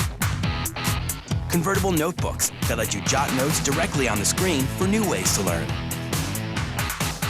And Media Center computers that let you record, watch, and pause live TV. Check out the Gateway Convertible Notebook with dual-core technology. It's a perfect blend of performance and creativity. Save big for back to school, now at Best Buy.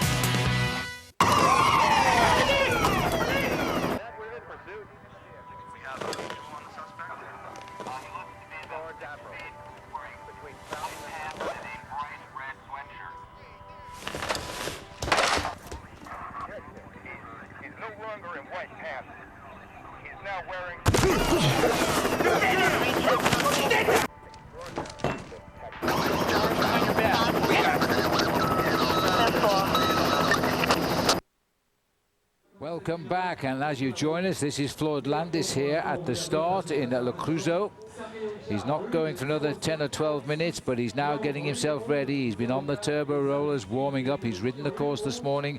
The man who is in the start house to start is Denny Menchov, the big Russian who was a real threat, but I think he's fallen away from that threat now. I think Landis need only worry about the whereabouts of Carlos Sastre and, of course, Oscar Periro. Menchov here, who has had his stage win, a brilliant stage win it was on the hardest day in the Pyrenees, riding in his 6th Tour de France. He's won the white jersey in 2003. Now's the time to look for a big result today, and it could be his finest ever finish. It should be. The countdown for Menchov as he makes his start. Well, whatever happens, Paul, he's going to get his finest ever finish in the Tour de France. He's starting 6th overall.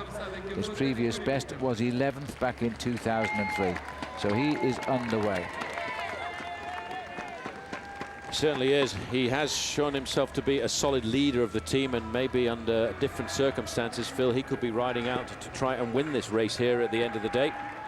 but maybe not this year. He lost just a little bit too much time in some of the Alpine passes, but let's not forget, he did win himself a very good Pyrenean stage to the Plat de Béret.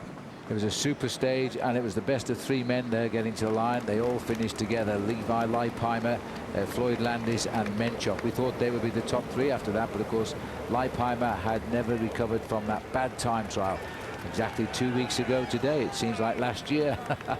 Bogart is on his way as this is number 52, same team.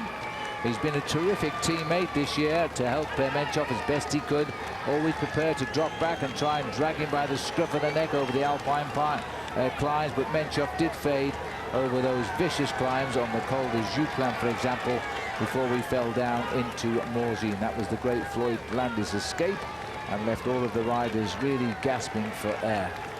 Well, in the battle for the top places, Menchov needs to make up 1 minute and 6 seconds on Cadel Evans if he's going to climb up in the overall classification. But I think, Phil, over a time trial course like this, you do have to give advantage to the Australian. I think Cadel is going to like the course this afternoon. I think Cadel's ambition now is to try and bridge the gap for a 3rd place finish, but it's unlikely, I think, that he'll even do that. Well, for a 3rd place finish, he needs to beat Floyd Landis by 2 minutes and 38 seconds, and that's a little bit of a jump. He could look at the 4th place finish. He needs 39 seconds on Andreas Kloden, and I think in the individual time trial, I'd give Cadel the advantage over the German. We'll see how it goes. I think you mean Andreas Kloden there rather than Floyd Landis, but we're looking now at Michael Bogart out on course, looking at the checks. Leipheimer's gone through the first check at just 22nd pull, so he's not exactly firing. 1 minute 22 off the time of Honchar, and no other times of note coming through. The results at the finish have stood for a long time now. Everybody's still just looking at that time of Sergei Honchar, 1:07, and I think that only possibly Floyd Landis and possibly Cadel Evans, here he is in the start house, can aim at the time as Sergei Honchar. I don't think anybody else is capable. Evans about to go. He's the most, he's aiming now. If he finishes 4th, it's the finest ever finish in the Tour de France by an Australian cyclist. And the last man to do it, 5th, Phil Anderson, I think he did it twice. He's here today to watch the performance. And just behind him there in the starting house was Andreas Kloden. But this is a very important time trial for Cadel Evans.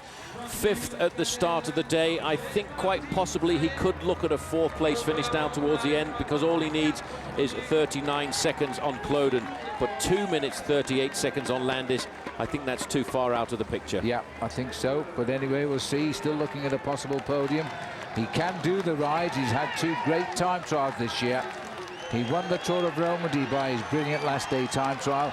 He also ran Ulrich very close in the Tour of Switzerland time trial, also on the last day. This is the time check out on course for Michael Bogart. Well, he's looking to beat that incredible time of Sergei Honchar. I know in England a lot of people try and work out what sort of rides these men do compared to the 10-mile time trial. Well, Sergei Honchar has ridden more than a 10-mile time trial this morning. It's 16.5 kilometers, and he went there inside of 20 minutes in 19 minutes and 47 seconds. Well, we tried to bring you a shot there of Andreas Kloden, but we lost it, so we'll go back out and see how Michael Bogart is getting on here. 35th at 1:42. He's gone through that first check-in, Michael Bogart, so he's not worried too much about the race. It'll just be a middle-of-the-field time trial by Michael. Not his forte, no interest. Tomorrow he'll pull on his National Road Race Champions jersey again, and he'll be back on his way to Paris to finish yet another Tour de France. Well, he'll be hoping, of course, that Eric Decker, the man who was his teammate in the National Championships, is watching this at home. Eric Decker had that very nasty crash on the road up to Valkenburg in Holland. He had said it was going to be his last Tour de France, but he didn't want to retire from the sport like that, and he's now actually toying with the idea of possibly having an extra year of racing coming back from that crash. He's pedaling at 96 is cadence, 96 turns per minute there. Just freewheeling through the chicane over the canal. Big cheers from the crowd. It is a lovely twisting course, so you're not going to get bored on this ride, that's for sure today. I'm not sure, Phil, if you've been following the times very closely at the first time check, but Damiano Cunego went through with the 3rd fastest time there, and he's actually gone through 8 seconds faster than Marcus Foten. So he may well be proving both of us as experts wrong. Well, that is amazing, that, Paul. I mean, well, we'll see how he progresses. Fulton will be shocked, there's no doubt about that. Back to the start house. Andreas Kloden. The only 2 tours he's finished 26th in 2001 and second to Lance Armstrong in 2004. Now he is 4th in this race, and he is looking for a place in the top 3. He's going to have to produce the time trial of his life, and I think the best he could hope for would be 3rd. The man to follow him, number 71, already nervously in the starting He's not gate. going to miss the start then, is he? Not this time, Phil. He's ready. He's got 3 minutes. And as soon as this man has rolled down the starting ramp, Andreas Kloden, he's away, 4th overall, and the hopes of Germany on his shoulders. Hincapie into the finishing straight. George Hincapie, it's all over for George. It's still a high position for George Hincapie. He's a man of class, this rider, as he comes up towards the end of his Tour de France. Well, he's still got the tomorrow to go, but this will be his 11th Tour de France, and he finishes 15th there, 1:13.15. Very respectable ride by George. There was not a lot in it. Why push it any harder? Tomorrow he'll complete his 11th Tour de France. So we've just seen the arrival there of George Hincapie. Sat alongside us now is the coach of Robbie Ventura, the coach of Floyd Landis, Robbie Ventura. Well, you were on the ride with him this morning. What do you think of the course? The course is actually very, very nice. It's not nearly as hilly as the Race Bible showed, and lays out perfectly for Floyd. It's going to be fast. It's wide open. Is he capable of matching that time of Goncho? That was a really, really fast time. If he matches that time, that'll be a spectacular ride, but I wouldn't put it past him. Well, Carlos Sastre, sorry, Paul. Carlos Sastre will be the next man after Landis to go. Very, very confident. You look in his eyes right there. It hasn't changed since he broke away. Well, I tell you what, we're looking here at Vladimir Karpets coming into the finish line as well. It's all very complicated as everybody now gets themselves psychologically prepared for what is going to be a big battle. We're very concerned about the last 3 riders to go. For a man like Floyd Landis, as Karpets comes around the corner, it all started very early this morning, didn't it? Floyd is an early riser. Breakfast at 7:15, out on the bike. What sort of speed did he ride over the 57 kilometers as he was warming up, just trying to reconnoiter the place? Well, we started very, very easy. It was actually a downpour. We put our rain capes on about 15K in. The skies cleared about 20K to go, and he started to go pretty fast, about 30 miles an hour the last 15K. Well, is there a psychological battle going on? Because we know that Floyd Landis is a very good individual time trialist. Both of the riders behind him, he has beaten on every occasion that he's come up against. He's not too far away from starting.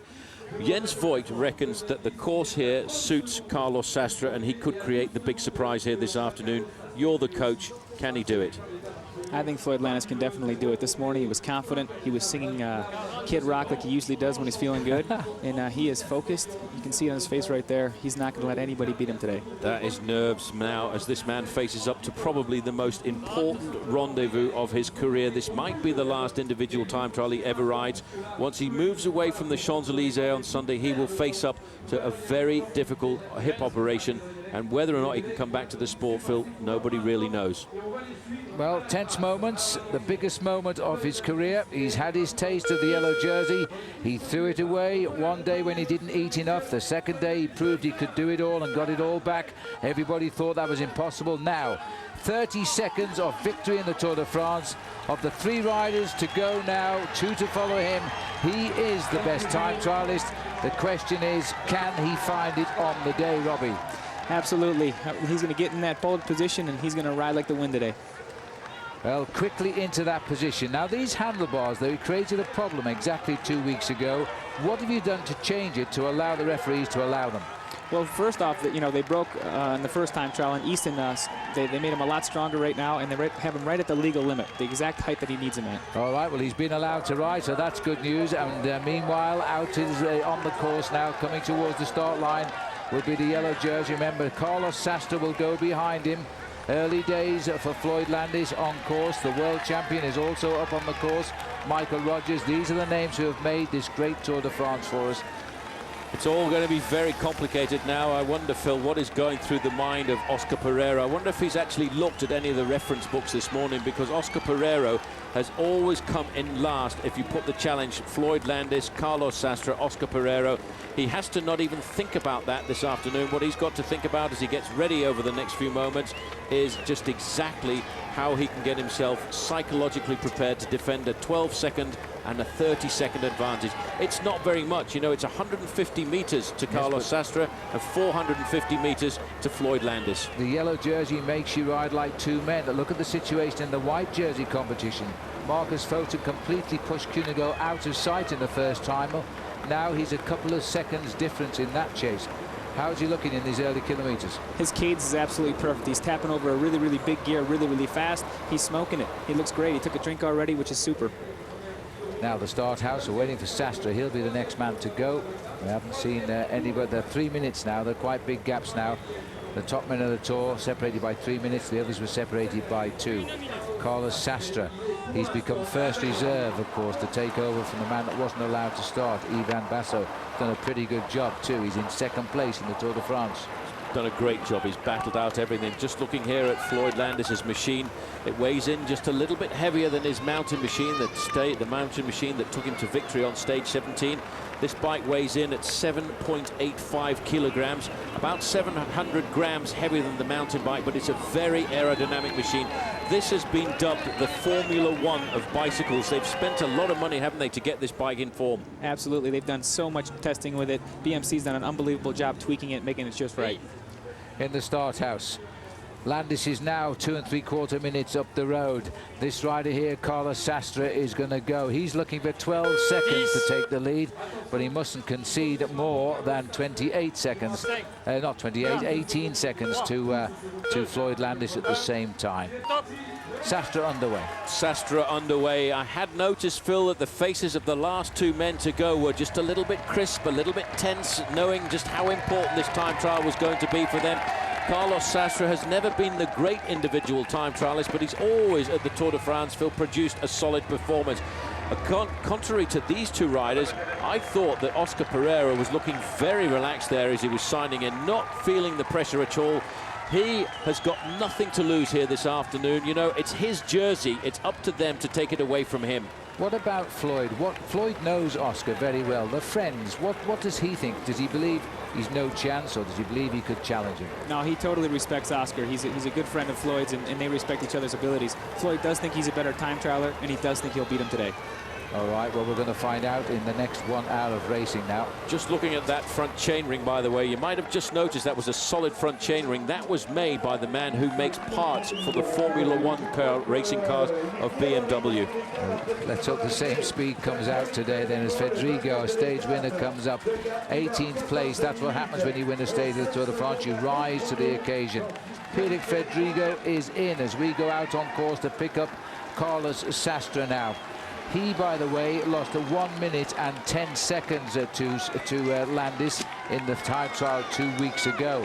He can't afford to lose anything like that this time. The course in these early moments is very tortuous. Yes, it's pretty dicey in the first 5 or 10K. I rode it this morning with Floyd. It gets a little bit straighter in the middle part of the course. Towards the end, there's a couple little rollers, and then at the very end, it's downhill. Well, his position I'm noticing here is just a little bit changed from the position we saw that he used in the Tour of California, the position that he had in Paris-Nice. Has he, in fact, been able to adjust it since he was told before the start of the time trial in Rennes that his position was banned? He looks actually, to me, a lot more low profile. It looks like he's a little bit lower. That's just because his hands are a little bit lower. His body's actually at the same exact height. His hands are just dropped down just a hair. Now, this position is a very dangerous and difficult position to get into. I was talking to John Lalonde before the start this morning, and he said to me, Floyd likes to actually have an earpiece in his ear because he likes to actually look down at the road and the line on the road, because the important thing is he likes to keep himself as low profile as possible. Is it a possibility that there could be danger there? There is danger there, and that's why he rides his bike probably his time trial bike probably twice as much as everybody else does, because he has to practice being in that position. All right, well, we're going to find out the truth now. This is Oscar Periro. He's about set to go, then everybody's on course for yellow. Still with Floyd Landis here on course as we look at the calm face now of Oscar Periro. 2 friends, teammates last year, now fighting for who gets the last yellow jersey tomorrow. Well, that's the way this Tour de France has been. Wait for the kick, we're on our way. The maillot jaune of the Tour de France, the man that was given it as a gift, really, 10 days ago or so when he had a deficit of 28 minutes 50 seconds. He didn't win the stage, but he was in a breakaway that got half an hour. He took yellow. They thought they were getting rid of the pressure. This man became the pressure because he's been very, very strong ever since. The jersey's gone and come back to his shoulders in the Alps. He now is fighting for a position he never dreamt possible. Victory in the Tour de France. Oscar Periro is on course now. So, as all of the men are now on the way, the 141 who survive in this year's Tour de France, the standings have survived for a pretty long time. Well, will they change? It doesn't really matter as long as Floyd Landis gets the better of Carlos Sastre and Oscar Periro. We'll find out pretty soon now as the time trial continues. The Open Tour comes down to this, the final weekend. Saturday, the ultimate time trial. Sunday, the final sprint. A new king will be crowned. The Tour de France Enhanced, tonight at 8 on OLN. OLN and Top Rank present the Sweet Science. Thursday night is now Fight Night. Undefeated title holder Kelly Pavlik battles dangerous southpaw Bronco McCart. Fight Night premieres Thursday at 9 Eastern, only on OLN. Honey, I'm going shopping. 20% off. All right. The Home Depot. Should we take the truck?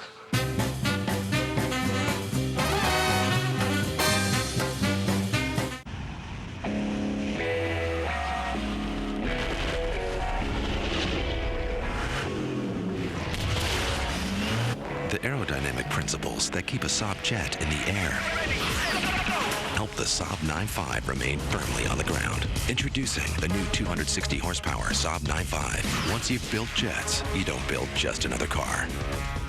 Take flight in the newly redesigned 9.5 sedan for under $35,000. You've got a lot of stuff to paint, but not a lot of time. The new Wagner Power Painter with innovative lock-and-go cartridges lets you go from staining to painting in a snap.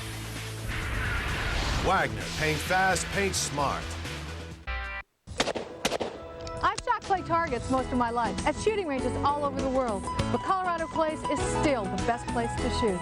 This world-class shooting range offers a challenging 12-station sporting clays course, voice-controlled track field, and check out this brand new ski range. Colorado Clays has it all. Join us every Wednesday through Sunday for great shooting fun. Colorado Clays offers gun and cart rentals and welcomes corporate and club shoots. Shooting clays is fun, so come shoot with us today.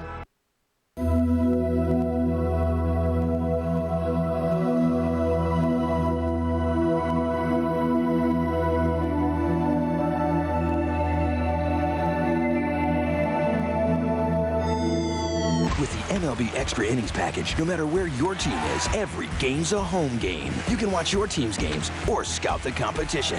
MLB Extra Innings. Baseball shouldn't be a long-distance relationship. Call 1-888-COMCAST today.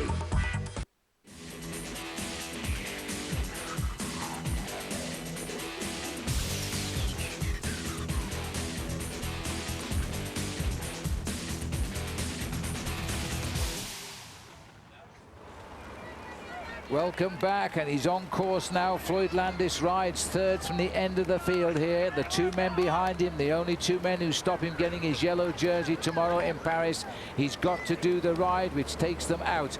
He starts with a 30 seconds deficit on those men as he heads now to the first time check, which comes at 16.5 kilometers, just about 10 miles. Well, as we look at him here, this is Floyd Landis on the difficult part. I think we can get contact in with the team car here, which will be his team director, Jean Lalonde. Let's hear from him.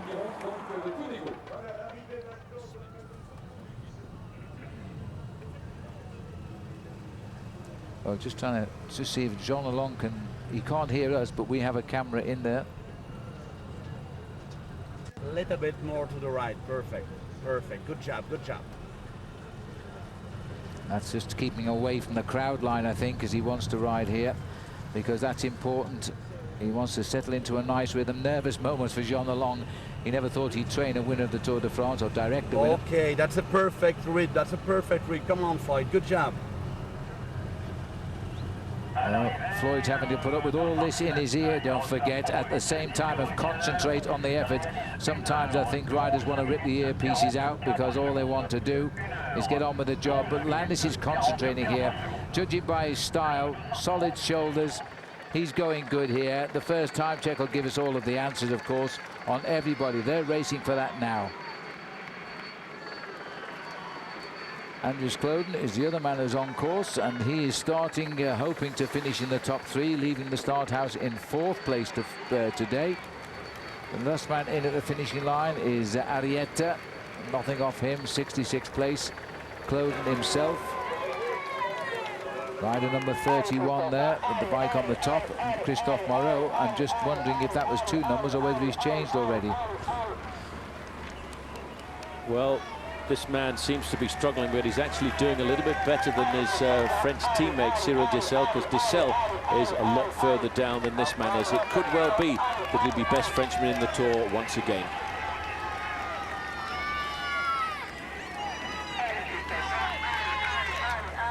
Cyril Dessel, by the way, the top Frenchman, gone through only 21st position at the moment at the first check. Back to the finish. He's up in a very good time. He's improved a lot. He's been locking in around 14th. He was at the penultimate time check. If he can just pull out a bit of a sprint, he might even beat 14th here. Christian van der Velde having his finest ever Tour de France as he races up to the line now. Another man on the CSC squad, and he comes in at 13th best. So he continues to improve all the way to the line. That's going to confirm a high finish for him in the Tour de France this year. Well, Denis Menchov has just come through the first time check with a very good, solid performance. Phil's 6th fastest time for him, just 57 seconds down on Sergei Gonchar. That means in around about 8 minutes' time, we should get the time of Floyd Landis, and that will be the first indication as to how well the man from San Diego is actually performing in this very important rendezvous. As we look down here on the shoulders of Andries Kloden, he's trying to hold on to a 4th place finish. I think the next time to come through will be that of Cadel Evans, and that will give us an indication as how Cadel is actually doing. Cadel Evans, the man who's looking for the podium place. If he gets it, he'll be the first Australian ever to get it. These are the top 1st and 3rd rider overall. Landis on the right, bit of a wobble there. Same bend for the man on the left. So we're getting pretty tricky with the old cameras now. This is how each rider at the same point took that corner. Now we're back out on course with Landis here. No change at all at the finish. The times at the finish are racing for the stage win. The interest in the Tour right now are the last 3 riders. They're racing for the race win. Landis needs to get 30 seconds to win the Tour de France over the 2 men who ride behind him. There is a place for one-of-a-kind events. Here they are, locked together in battle. One-of-a-kind championships. And one-of-a-kind champions. Whether it's team versus team, city versus city, or country versus country, they all celebrate victory on the network where everyone's in it to win it. Versus, coming this September. Ooh, I need a fix. Come on, man, I'm correct. Bob, just 1 game card a day. Play the Tour Mania Scratch and Win sweepstakes at your local Trek dealer for a chance to win one of thousands of sick prizes, including a ride with Lance, and get a healthy dose of savings on bikes and accessories. Play every day at TrekBikes.com. Nope. No.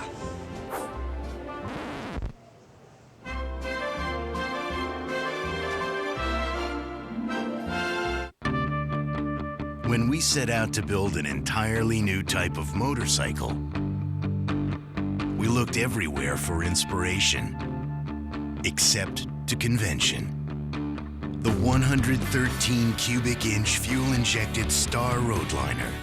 We build it, you make it your own. Test ride one today at participating Yamaha dealers. Now get a 5-year warranty plus low 5.9% financing on any Roadliner or Stratoliner.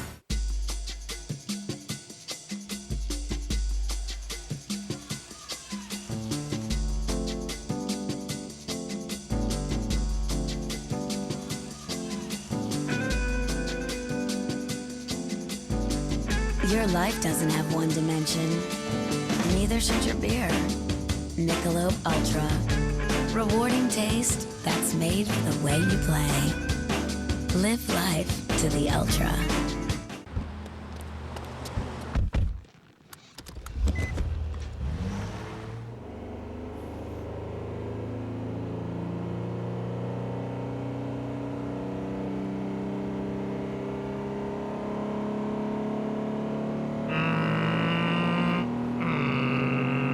All power with no shift shock. The next Nissan Maxima with CVT, part of the next generation of Nissan thinking. 2006 Tour de France on OLN is brought to you by your Trek dealer, your local Tour Mania headquarters. Come in daily to catch Tour Mania and get huge savings on bikes and accessories. And by Star Motorcycles. We build it, you make it your own. 35 seconds better than Sastre. 35 seconds better than Sastre. Come on, Floyd. Good job, good job. 35 seconds quicker than Carlos Sastre is what Jean Along is telling Floyd in his ear. Well, that means that already this man is second in the Tour de France right now. And we don't know the time check yet on the Periro. He started 30 seconds with a deficit of only 30 seconds. He is firing today, Landis. If he keeps this going, he's heading for the golden jersey. I can tell you the Cadell Evans has gone through the first check in only 11th best time, a minute and 3 seconds slower than Sergei Honchar. Levi Leipheimer not exploding either, 23rd best time at the second check for him. And Andreas Kloden's gone through now, second best time and only 10 seconds slower than Sergei Honchar. Now that is a surprise. Andreas Kloden is beginning to look good again. Well, that's a situation, and there it is, Kloden in, just that 10 seconds behind Honchar. We've still got to get Landis there, of course, and we've also got to get the other two behind Landis. So this is going to be an extremely interesting time trial now to the finish in Montceau-les-Mines. This is Dessel. He's losing ground to his teammate Christophe Moreau at the moment. The Tour de France will be big today. It'll be even bigger tomorrow. And don't forget, the Tour de France coverage continues right up to the base of the Eiffel Tower on OLN. Join us tomorrow as the riders will reach Paris, and this year's King of the Peloton is finally crowned. That's live tomorrow at 7:30 a.m. Eastern Time. You can catch the enhanced primetime coverage at 8 p.m. Eastern. That's 9 p.m. Pacific.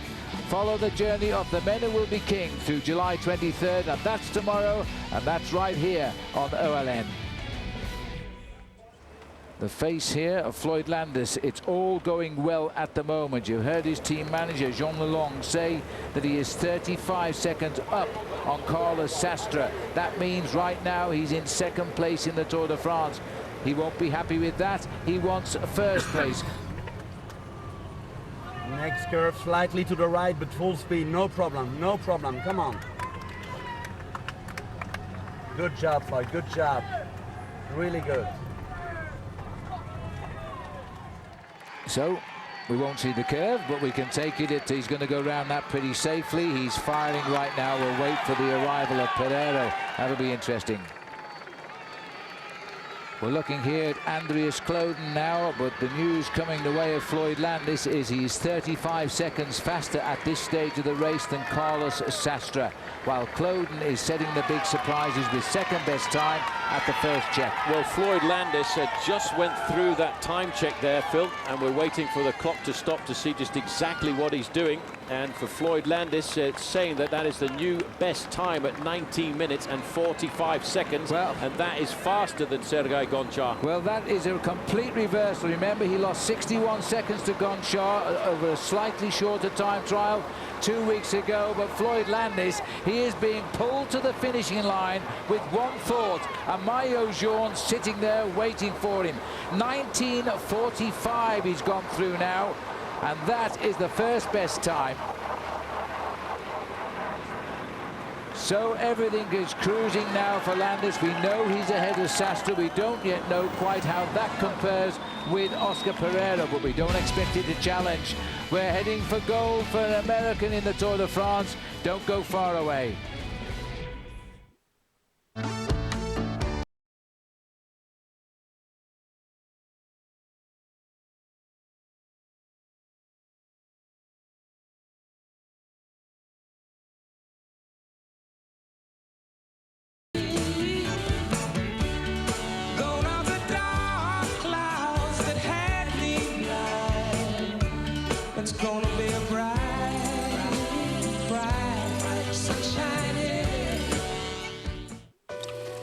our workday never ends. I'm not saying our people don't go home or have lives, but ending our workday here doesn't stop our best thinking from moving forward someplace else. Dynamic networking from AT&T enables collaboration around the world and the clock, so Allen's company is always ahead of market demands, schedules, and the competition. The new AT&T, your world delivered.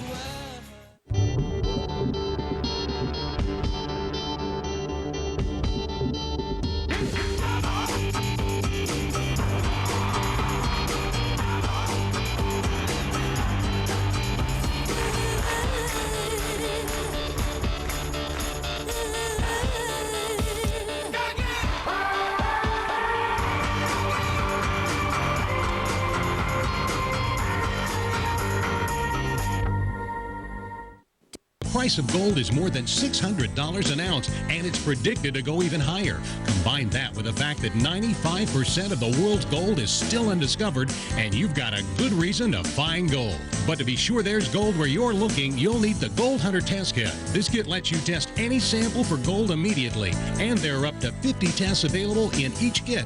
It'll even test for micron gold in water from your well or stream. It's simple to use and guaranteed to work. Plus, it not only tells you if gold is present, but it will extract all the gold you find as well. Now, anytime you're fishing, hiking, or camping, and you see something you think might contain gold, you can know for sure.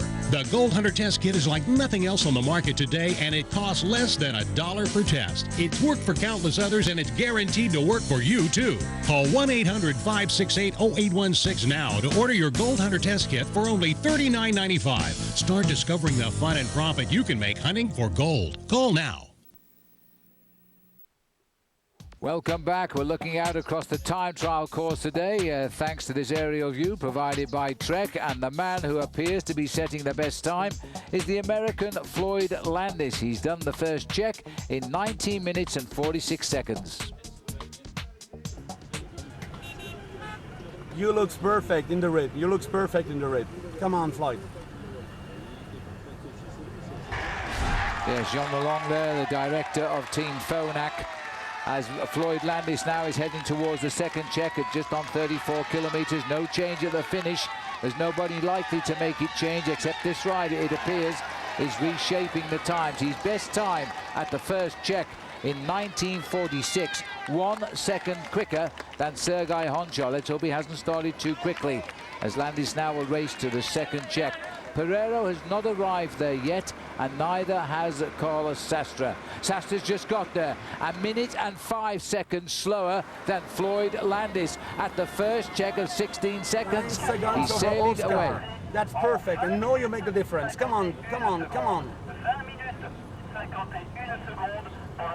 I'm just wondering if he's being told here that check we've just seen. That's the great thing about live television. Has he heard? You have 3 more kilometers in line. 3 more kilometers in line. You can go straight on. 3 more kilometers. That's now that you can make the difference. Come on, come on, come on. In line means a straight road, and that's a chance to time trial.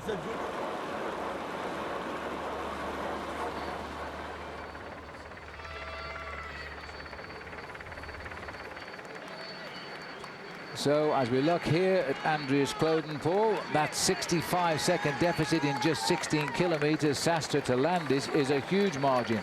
Well, Landis is obviously riding like a man possessed. I was surprised to see that Carlos Sastre had lost that much. We've only got 1 man left to come, Phil, to that time check at the 16.5 kilometer point, and that is the yellow jersey.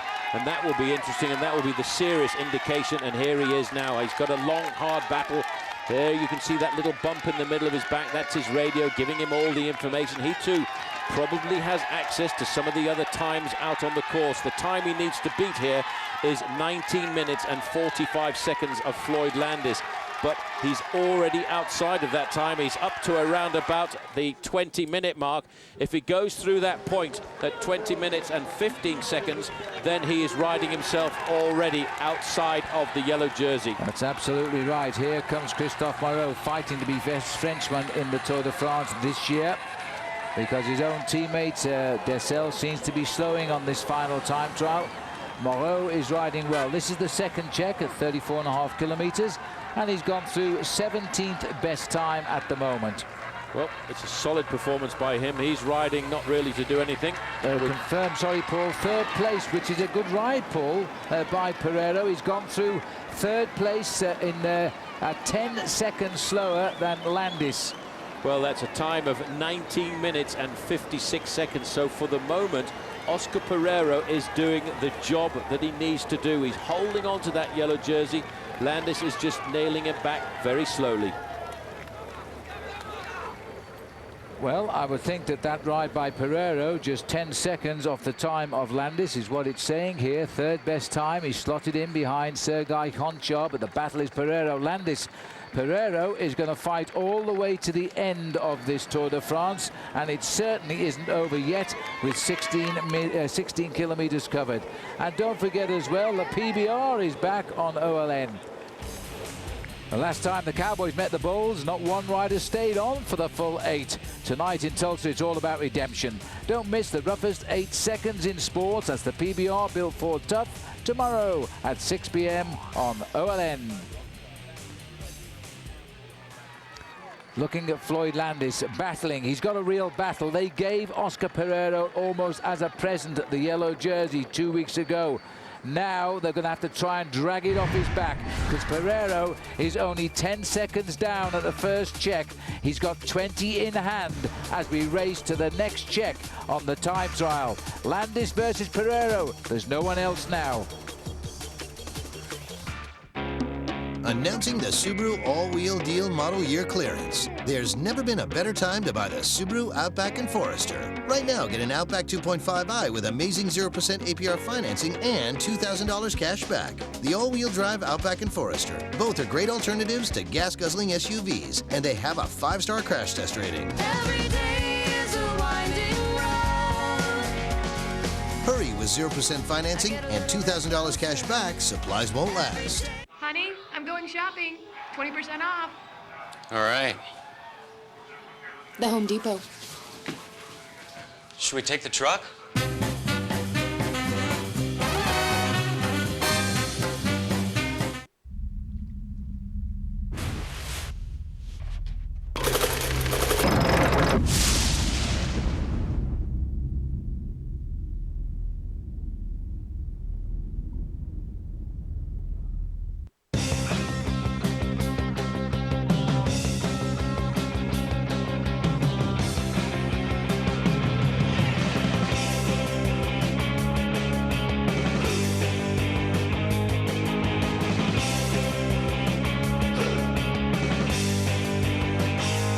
Some perfection is debatable. Some is not. Patron, the world's #1 ultra-premium tequila. Simply perfect. Please drink responsibly. It's been a race for the ages. They burned rubber at the start. They caught fire at the end. There have been ups and downs in one of the most wide-open races in the history of the Tour. After 19 stages and over 2,000 miles, the end is in sight. And the Maillot Jaune will be worn for the last time by the next king. The Tour de France, Stage 20, tomorrow live at 7:30 a.m. on OLN. Brought to you by LL Bean. Looking for the perfect computer for back to school? Circuit City makes it simple. Right now at Circuit City, bring in any PC and get a free checkup, a $40 value. And save up to $320 on select desktops and notebooks after mail-in and instant savings. Like this HP Pavilion desktop PC featuring Intel Vive technology for just $739.99 after rebates. Circuit City. For years, I ate a lot of burgers and fries. And it showed. Really showed. So I started exercising and eating low-fat Subway sandwiches. I realized I could enjoy great-tasting food without all the fat. And that showed too. And the delicious new bourbon chicken sandwich helps me keep it off. Tender chicken in a zesty sauce, hot and fresh from the oven, with just 5 grams of fat. 5! McDonald's spicy chicken has 17. Weigh your options. Choose Subway restaurants. Subway, eat fresh.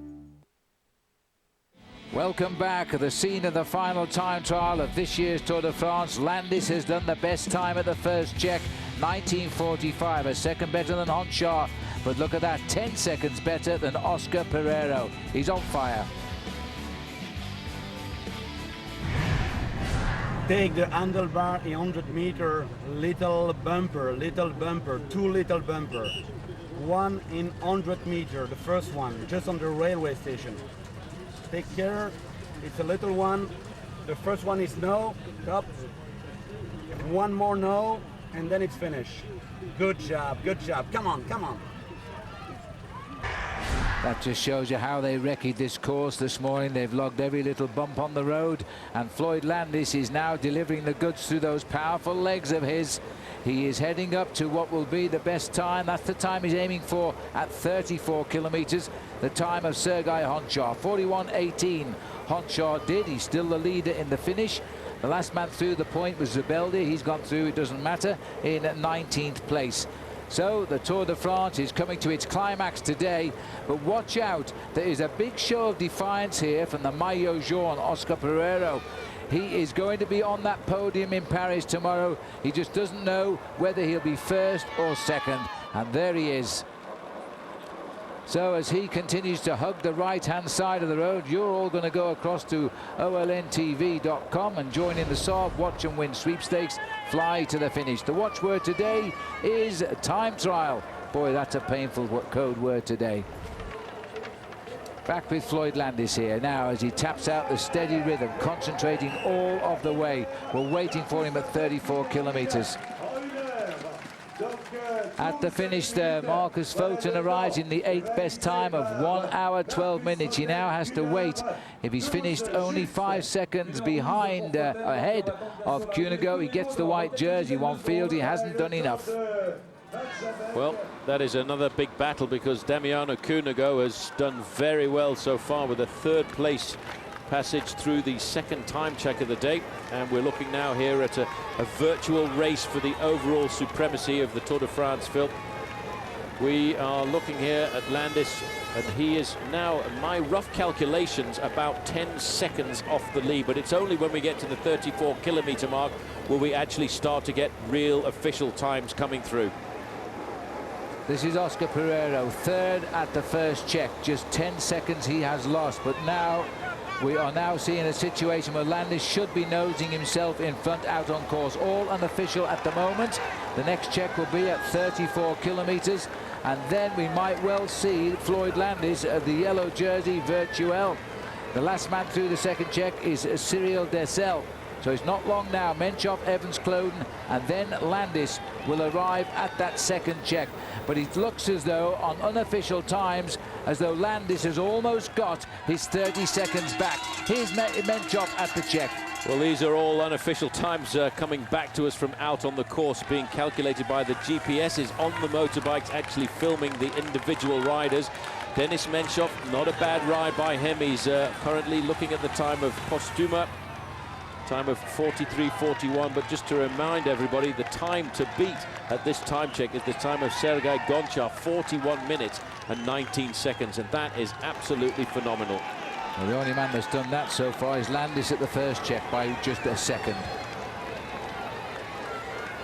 Floyd Landis on the left, virtual leader of the Tour, and the other rider is Oscar Periro, he races at. Now there's a 2-second time deficit is what they are saying now between the 1st and the 3rd rider in the Tour de France. Landis has at last found himself to have a trouble-free time trial.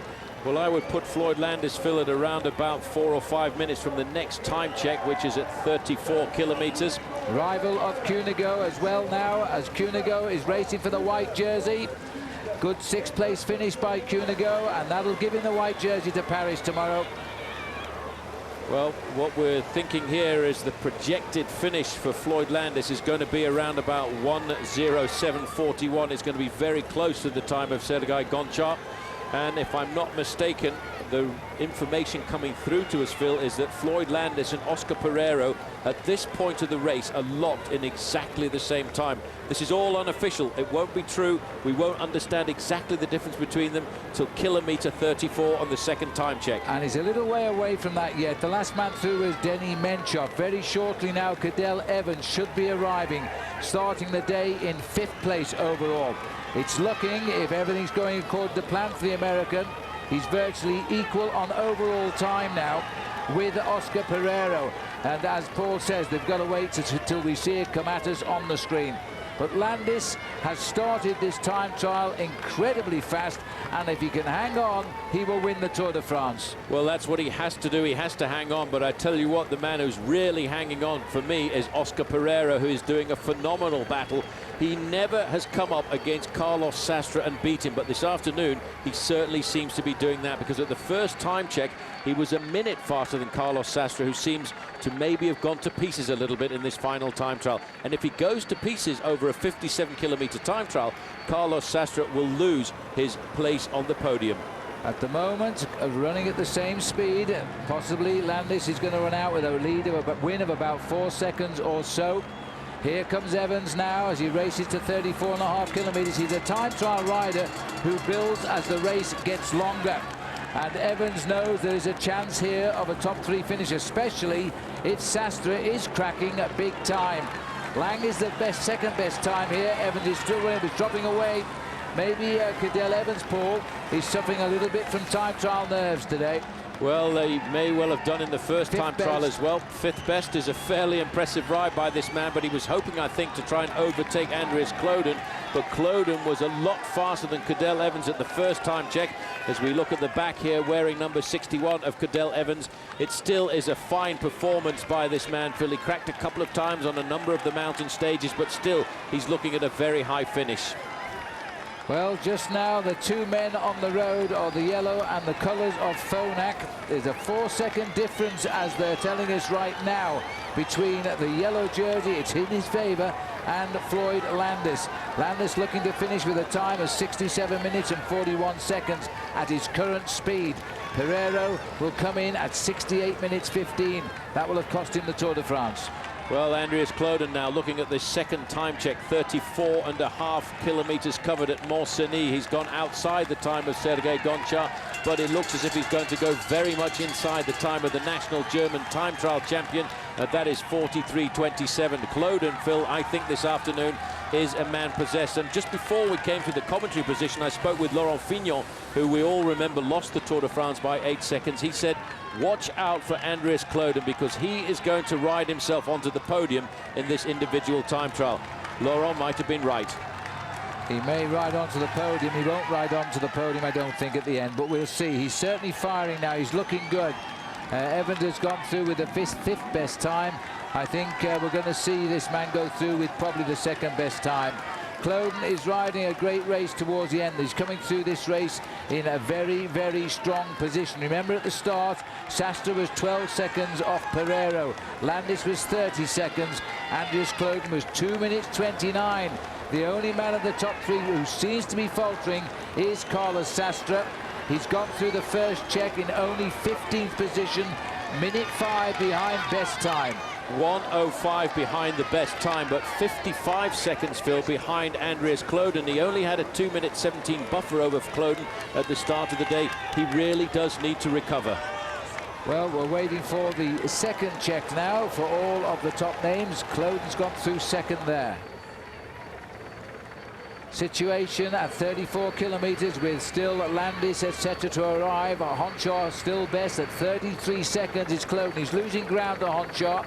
Lang has gone through now. He's got the 3rd best time there. But still to arrive is Landis, Sastre and Periro. I think Landis and Periro will be right up amongst it. Well, the time he needs to beat Floyd Landis is 41 minutes and 18 seconds. He's not too far away from that 34-kilometer mark now as he goes around this corner, hugs the inside of the corner, keeps his pace nice and high. You might just have noticed his hands went down to the outside of the handlebars. That's to improve his maneuverability on the bike. Once he feels comfortable with his trajectory, he puts his arms right back in the middle again. Well, at the moment, computer's telling us that Landis is 8 seconds into the leader's yellow jersey right now. Not a lot, but it's a great start. And Periro has suddenly found the will to fight here. Looking at Floyd Landis now as he races up, and he's racing the time of Honchar. He was ahead of Honchar by 1 second. That remains total best time in the first check. How's he doing now? Is he going to get closer than 1 second? He's going to open the gap. Landis now looks as though a little bit of a wobble there. Suddenly saw the left hand. It's a bit of a curly right back this. As he goes through now, the clock will eventually stop. In fact, he's slowed here because Landis has gone behind Honchar at the second check. And he's looking at Cloden, who is pushing his luck now. Remember, there's a huge buffer between Landis and Cloden in the overall classification. If Cloden beats Landis, it doesn't mean that Landis will lose the Tour de France. But he has definitely slowed in this second sector. 34.5 kilometers we are at the moment, as Landis still searches to better Cloden. He's done it. He's gone through in second at 41.45. Well, that should be enough, but the next times are more important. Still a little bit of a worry. It could be that Landis is slowing down after a very fast start.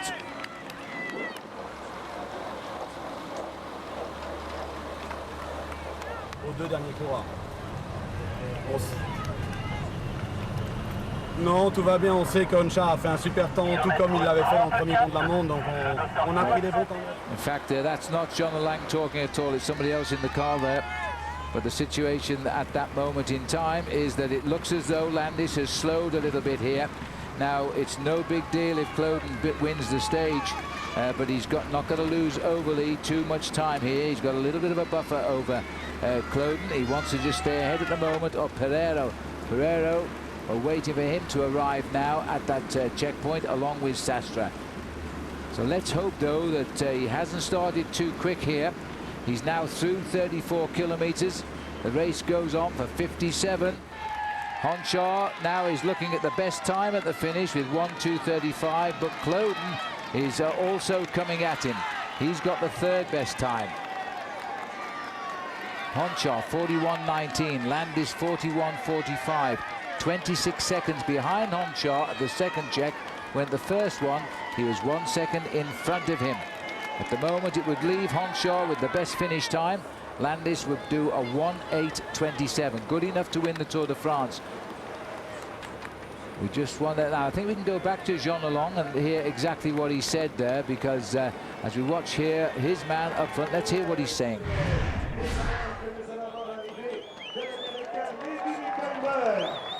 You already took 35 seconds over Oscar. Come on, Floyd. Good job. That's the road to Paris. That's the road to yellow. Come on. Yes, 35 seconds is correct over Oscar Periro, but this race is not over yet. The last time the Cowboys met the Bulls, not one stayed the full 8. Will they bounce back or just bounce? The PBR from Tulsa, tomorrow at 6 p.m. Eastern, 3 p.m. Pacific, only on OLA.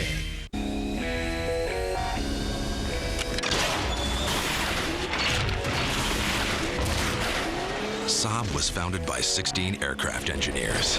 Their spirit lives on. Introducing the all-new Saab 97X. Once you've built jets, you don't build just another SUV. Saab, born from jets. Take flight in the 97X SUV for under $39,500.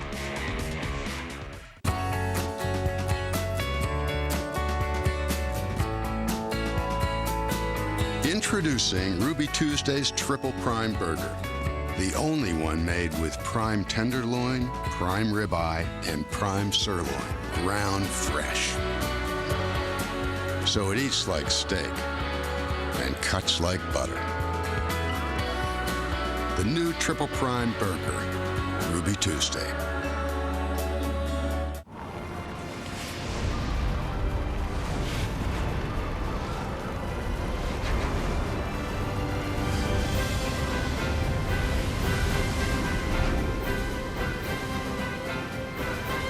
Attention. Hi, it's me, Mike Rowe, host of Discovery Channel's Dirty Jobs with the good news. Shark Week is back. And now, Comcast invites you to experience Shark Week online, on demand, and on the Discovery Channel. Plus, for a limited time, receive a special Shark Week gift, free when you subscribe to service from Comcast. And don't miss Shark Week all week, coming July 30th to the Discovery Channel.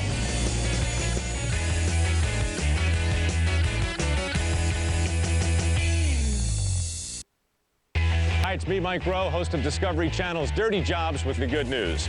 Shark Week is back. And now, you can watch an exclusive uncut Shark Week premiere, behind-the-scenes footage, and extra bonus material, including the best Shark Week episodes from years past, with Comcast On Demand. Dive into Shark Week this summer on the Discovery Channel.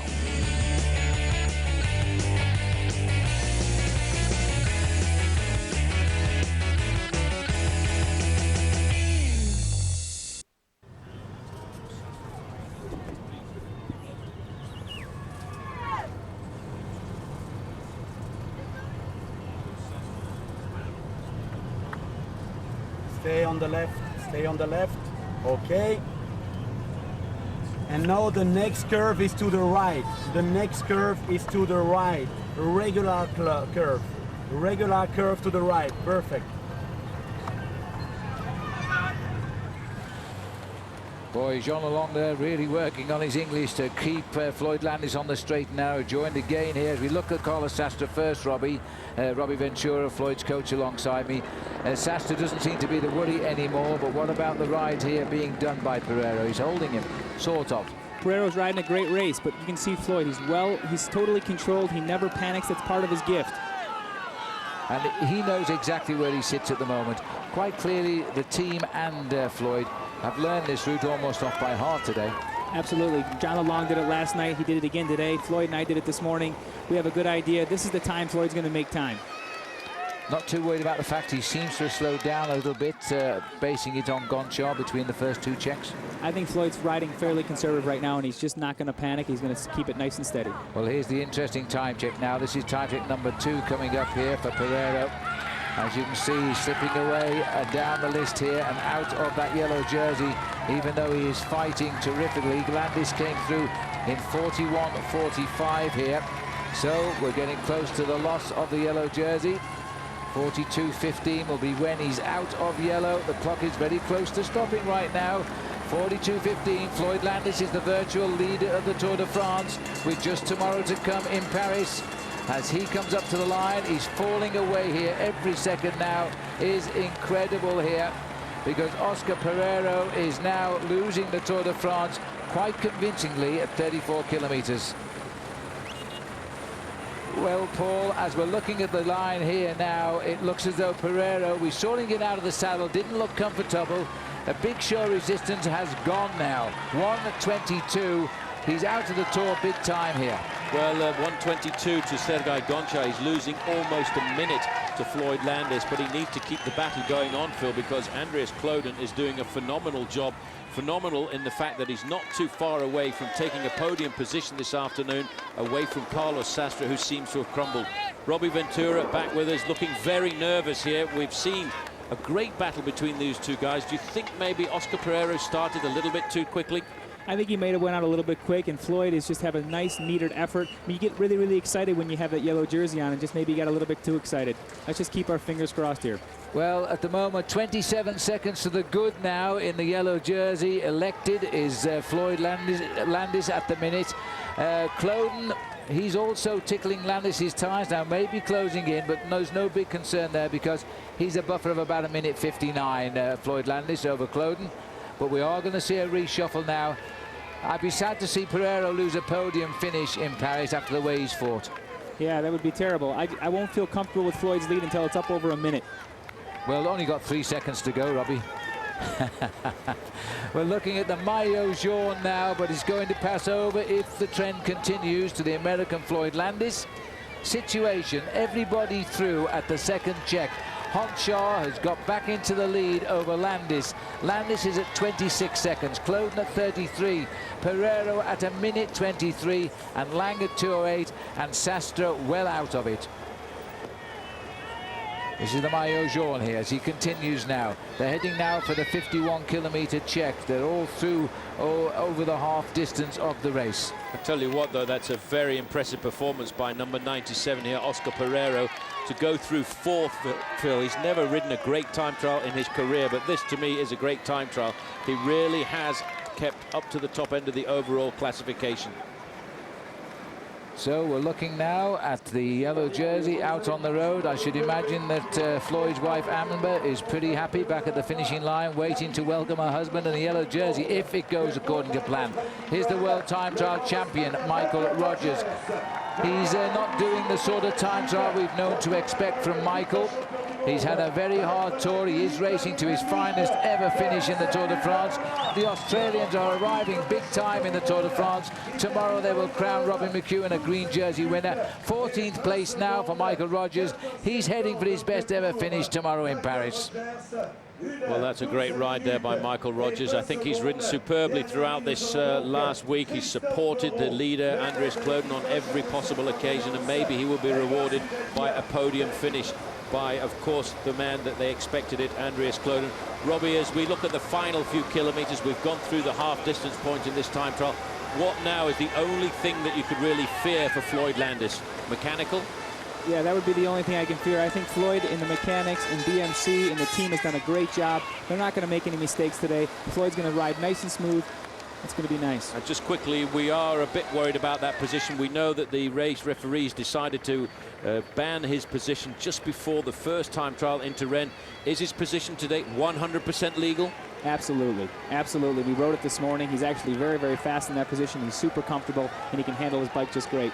Well, I presume they checked it at the start, didn't they? Absolutely. Then he's on course, and they've given him his permission. Landis, 85 hours and 15 minutes, is now the leader of the Tour de France with tomorrow and half of today to go. Periro slips back. The 30 seconds deficit for Landis, almost now a 30 seconds advantage. He's 57 seconds. He's pulled back on yellow today. That's an absolutely phenomenal position here. Just look at how flat his back is here. He's leaning on those hands in the middle of the handlebars, putting his hands right in front of him. His hands he's using like the skis to try and cut through the wind. Well, we're watching Floyd Landis here now as the time ticks off towards that 51.5 kilometres. Well, when we get to the 51.5, Robbie, I guess you'll be able to sit down and have a rest, won't you? Absolutely. I think my heart rate's about the same as Floyd's right now. He's going to make it. I've got that feeling somehow, because he's riding like a man possessed now, and he's heading for the finish of today's stage of the Tour de France. Yellow jersey and his wife Amber awaits, and tomorrow it'll be a day of glory up to Paris. Another American in France. Boy, oh boy, oh boy. Well, we're watching the man here part the waves again. Sergei Honchar is the best time. Looks like it will survive his best time. But who is going to finish in second place, and who is going to be in yellow? And I've no prizes for giving me the name now of Floyd Landis, champion-elect of the Tour de France. We'll take a break. Don't go away.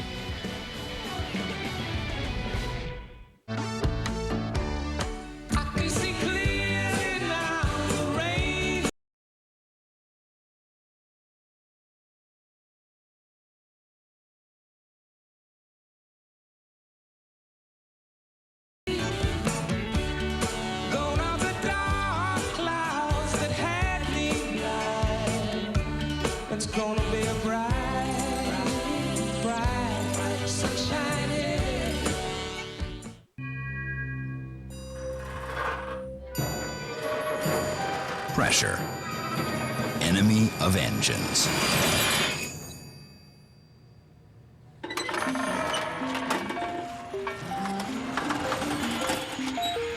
Enemy of pressure, Pennzoil Platinum. It's the full synthetic with adaptive molecules that continually join forces to help conquer the enormous pressure inside your engine. Not just oil.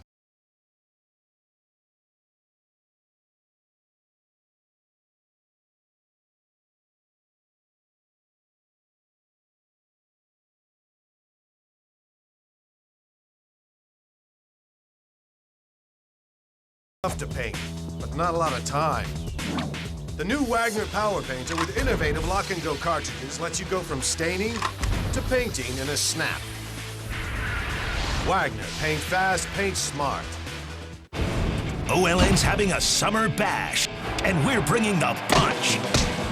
Every Thursday it's Fight Night, featuring live bouts and classic clashes. The best Little Leaguers from around the globe swing for the fences at the Cal Ripken World Series. Plus, World Team Tennis smashes right through to the finals. The Battle of the Sexes explodes on Survivor Vanuatu. And no bash is complete without the beef. The PBR returns with a vengeance. OLN Summer Bash. It's a guaranteed hit. Blue skies are the norm in the mountains when summer comes, and I'm on the trails every chance I get. Maybe more important than the weather is the gear I use to maximize my experience. I choose LL Bean gear. These can be long days. Over 90 years of boot making experience goes into LL Bean's Cresta hiking boots. Boots so comfortable, I know I'll wear out long before my feet do. Mountain weather can change without warning, and when it does, I'm ready with my Mountain Storm system. I can put on the rugged jacket for protection against the wind and rain, just a soft shell if the weather's cool, or both for a warm, dry jacket in the worst weather. For a full day of hiking, I load up my award-winning Bigelow pack, and I know I can cover a lot of terrain in total comfort and with everything I need within easy reach. Products designed for durability and performance, sold directly to the consumer at a great price. Check out llbean.com or call 800-441-4913 to get a free catalog or ask an expert about any of LL Bean's gear. LL Bean is the official outfitter of OLN's Tour de France broadcast team.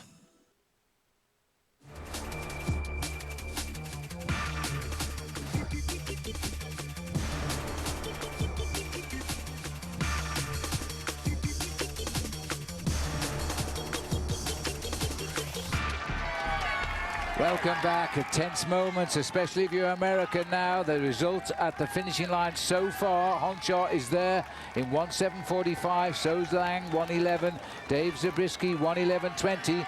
Time to check in, I reckon, on the race director's car of Floyd Landis.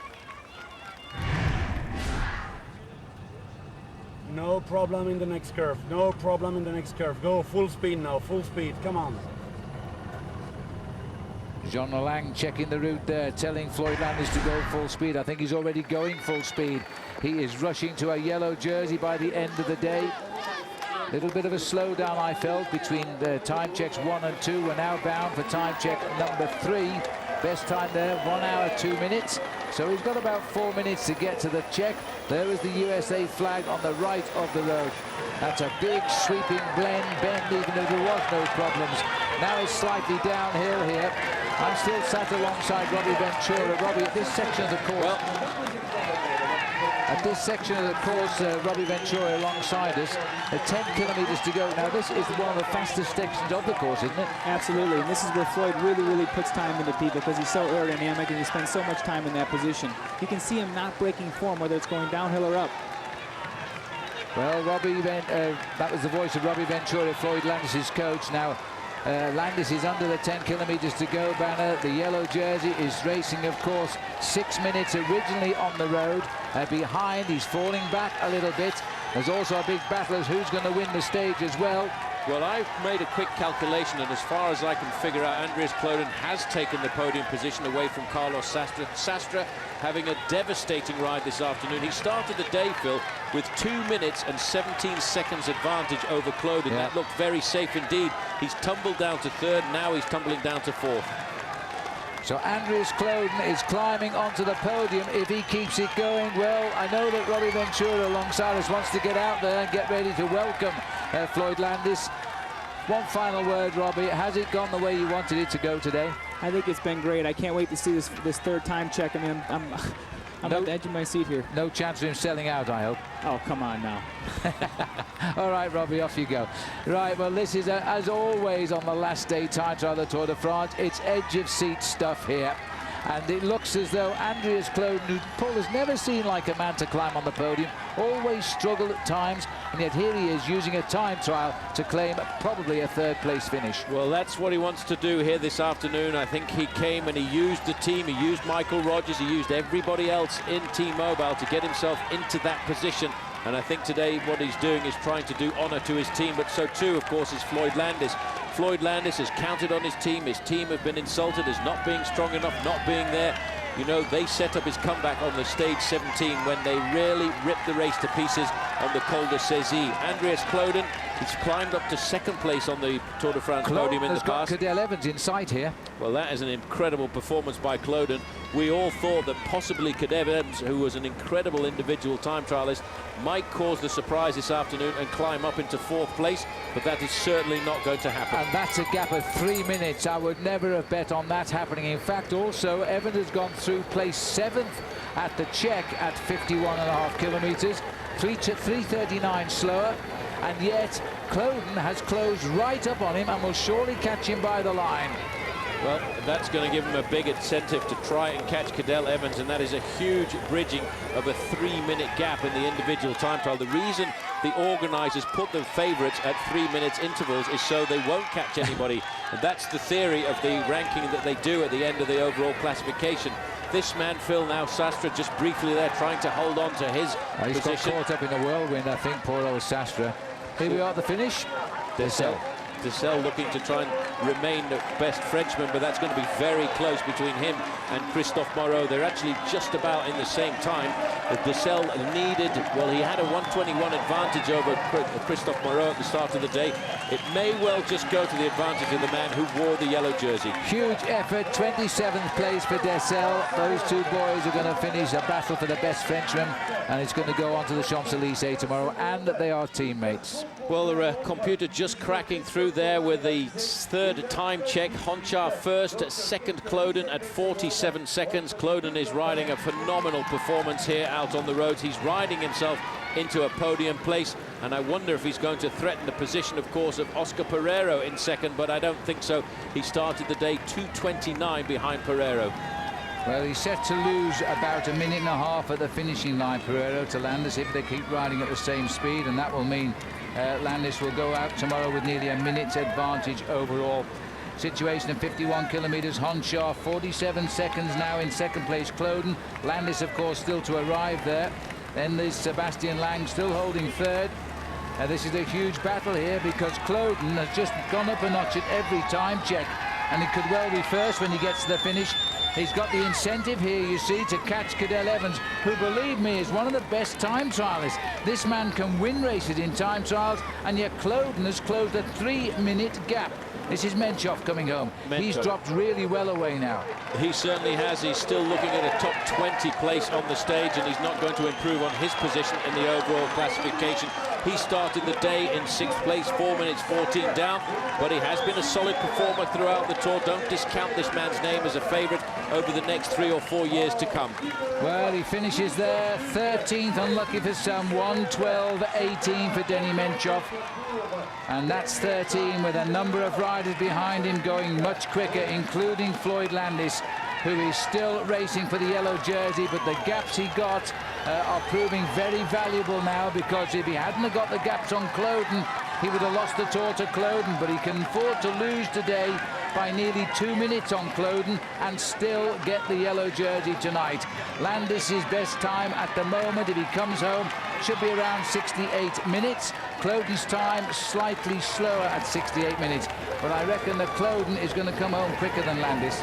Well, Cloden has now, as you said, very interestingly got that advantage of seeing in front of him Cadel Evans, and that will spur him on.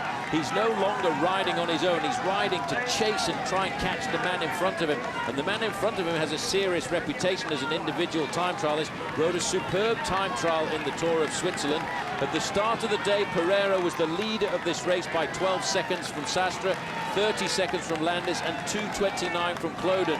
The man in front of Cloden here, Cadel Evans, was in 5th place at 3:08. That is all going to change this afternoon, because Andreas Cloden is certainly riding onto the podium with this performance. And he better watch out how he approaches Evans here, coming up in his slipstream like that. The judges won't like it. They'll dock him time if they think he's taking drafting.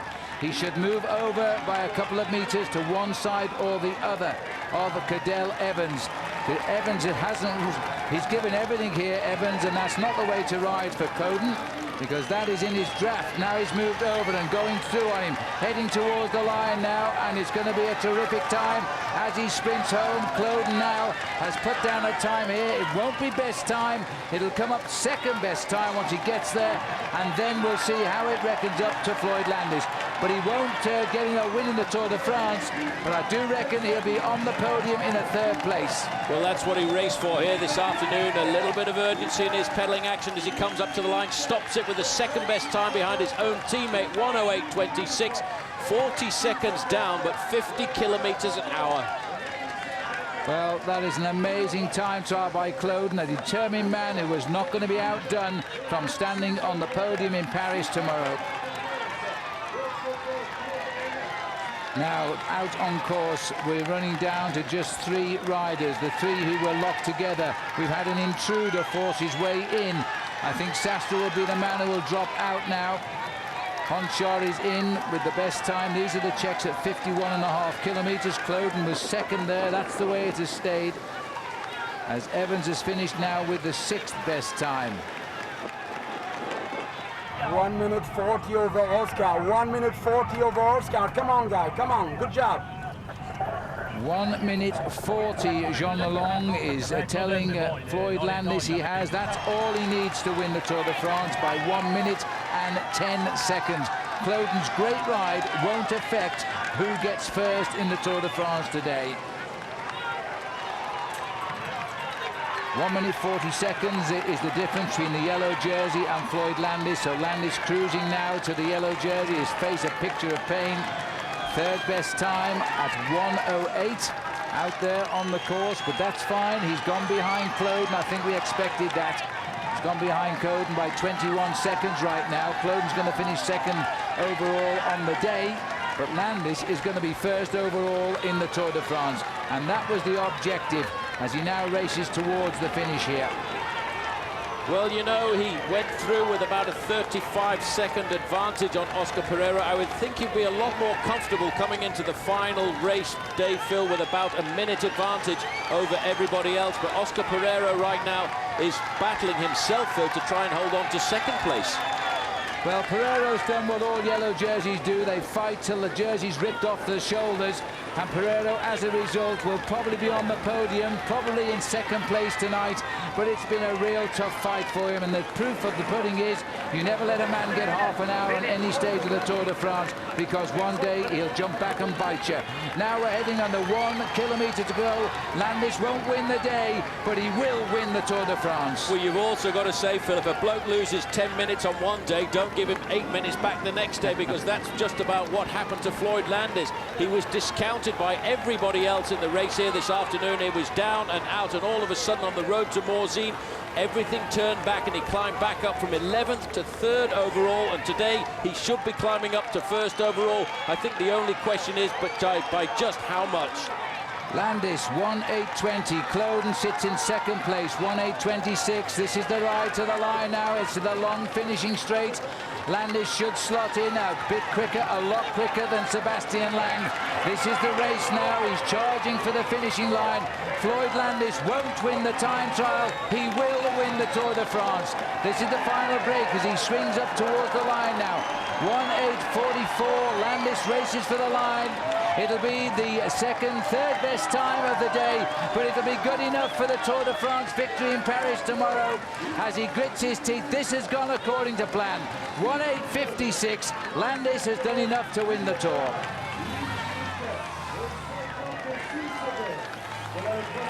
Well, just look at the face here on Floyd Landis as he grimaces here, coming up towards the line. I think he would have loved to have won this race, but it doesn't matter. The time was on his side as all the tension is being released here now. Give him a chance to get his breath back. This is the moment of the time trial, the race of truth, when you need to gasp for air, because soon he'll be getting a yellow jersey. Well, at the finishing line, look at the face of Floyd Landis, Paul. Now it can all be released, because tomorrow he's going to go up to Paris with quite a nice little lead. Periro's yet to finish. We won't know what the big time gap will be. But here is the man in the yellow jersey, and like all yellow jerseys, they come out and they produce a special performance. He's absolutely battling now, because he knows the time of Cloden on the finish line. He knows that Cloden has ridden the time trial of his life here this afternoon, and what he wants to do is try and make sure that he holds on to 2nd and not give it up for 3rd. So Landis has finished with a 1:08.56. Sastre and Periro are still to come in here. The loser today, I'm sorry to say, is Sastre, because I think he's given Cloden now a place on the podium. Here he is. He's not a great time trialist. He is a great climber. He didn't get the gaps in the mountains. Just looking at the finish line, it's a 1:07.45 for Sergei Honchar, 41 seconds down for Cloden, third place finish on the stage only for Floyd Landis at 1:11. But what's most important is the gaps that he's got over everybody else in this race. The gaps he's got over Carlos Sastre, and of course the gaps he's got over the overnight leader Oscar Periro. Well, Cloden himself needed the best part of 2 minutes, 1:59 ahead of Floyd Landis to move right into the top spot. That was an impossible gap. 4 kilometers to go, an awful long way down to the finish in Montceau-les-Mines. For Carlos Sastre, it's a long, lonely ride now, because I think he's riding himself off the top 3 finish on the podium for Team CSC at the end of the day. Carlos Periro has fought all of the way. For the first 16 kilometers, he held on to Floyd Landis. Then it started to go wrong. He only lost 10 seconds in that first 16 kilometers, but then he started to crack. We saw him get out of the saddle. The legs and the arms were aching. Well, I tell you what, Carlos Sastre has lost himself more than 3 minutes on Andreas Cloden at the last time check, so he's certainly dropped out of the top 3. The big question now, Phil, is the yellow jersey going to drop down from first to second or first to third? I did a quick calculation. He needs to cross the line inside of 1 hour, 10 minutes and 55 seconds if he's going to drop down to second place. If he doesn't do that, the man in second is going to be Andreas Cloden, a position he's had before. Absolutely right, and what a return that would be. What a transfer of fortune. 3 kilometers to go now for Carlos Sastre. Remember, the riders were 3 minutes apart at the start. I think Periro's pretty much closer to Sastre than Sastre is to the finishing line right now. 2:38 and in 4th place at the check. That was an incredible ride by Periro, not noted for his time trialing. He's battled today, but when you have the yellow jersey on your shoulders, you can do just that little bit more than you can do on any other day of your life. Our projected time for Oscar Periro is 1 hour, 10 minutes dead, and if that's the case, then he will hold on to second place by 55 seconds. However, poor old Sastre, he would probably not get here within a time of 1 hour and 12 minutes. By my calculation, in fact, Periro is just a minute behind Sastre on the road. So he should be able to see him on the run into the finish here. But looking down at the usual convoy behind the maillot jaune, this is the more lonely figure of the man who was second in the Tour de France today. That's gone now. Third is gone now. Has fourth gone now. And he's only just a minute ahead of the yellow jersey, who's chasing him down. At the moment, the position will be Cloden is in 3rd place in the Tour de France. And that is a huge return to the top for the German. No, that's the moment. Let's not forget we've still got Oscar Periro at about 4 kilometers to go to the finish, and he could lose that 38 seconds. Although, you know, I am sure the man in the car behind him will inform him of that deficit, and he will bury himself over these last few kilometers, Phil. He wants to finish second, and wouldn't that be ironic, because a couple of years ago, Oscar Periro and Floyd Landis were teammates on the same team, Team Phonak. Well, there were 1:30 the difference between Periro and Cloden at the last time check. Surely he's not going to give up that difference now as he races for the finish. He's in the streets here at Montceau-les-Mines. What a dramatic battle this has been on an ever-changing Tour de France. This man here, who was given the chance to win the Tour when he went on a breakaway which finished half an hour ahead of the rest of the field, and that made him a real contender in yellow.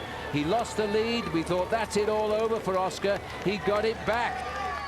I tell you what, Phil, Oscar Periro went through the 3rd time check there at 51 kilometers covered with the 4th best time. That is the best time trial performance I can imagine he's ever done in his career. Carlos Sastre now getting into the finishing straight. He has done a fair ride for himself, but it's not going to be good enough to keep him on the podium, and that was something that on the slopes of the Jouplan going up to Morzine he had been dreaming about. It is, as they say, the race of truth, and it's taken Carlos Sastre off the podium, and that's sad for him after 3 weeks of solid racing in a very short day of racing, not the big Alps or the Pyrenees. He's lost the place he's raced for all that time, and he's lost it in just over 55 kilometers. As he comes up to the line now, he's slipping out, but he is going to finish hopefully in the top 15 as he races up for the line. This is the turn for home now. It's still a little bit of a way to go. There's the left-hander to follow. He might make the top 20. Sastre has lost everything here on his time trial today as he races towards the line.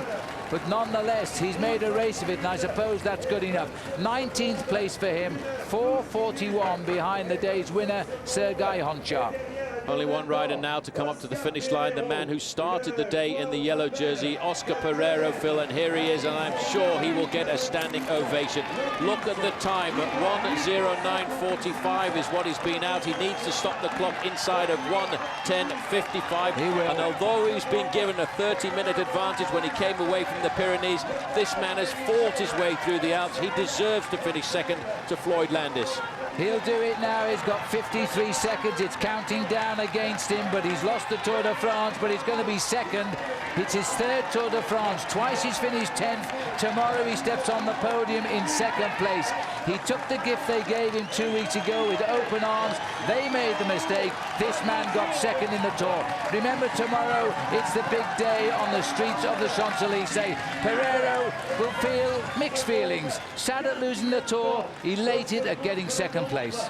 Well, for him, he realised, I think, that Floyd Landis was a much superior individual time trialist than he was, but the battle he did here this afternoon, Phil, has been the most incredible individual time trial of his career. He certainly went down fighting, but now the man who wears the yellow jersey is going to be Floyd Landis tomorrow on the fabled cobblestones of the Champs-Élysées.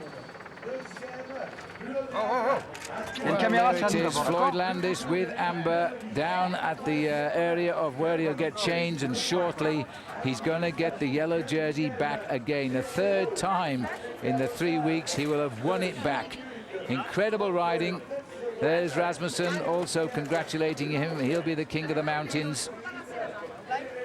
He rode with such confidence here.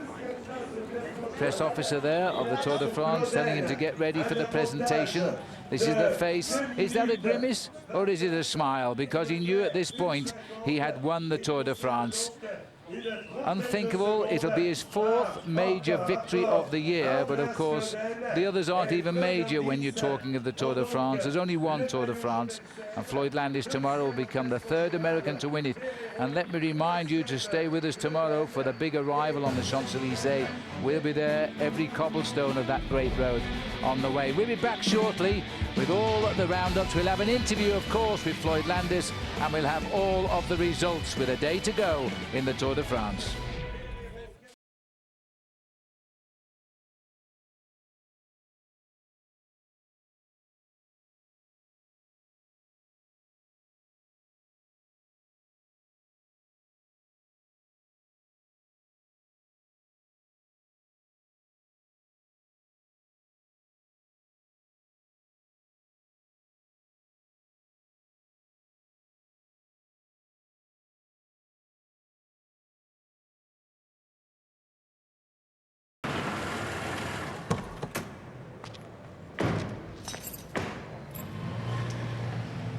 Spot.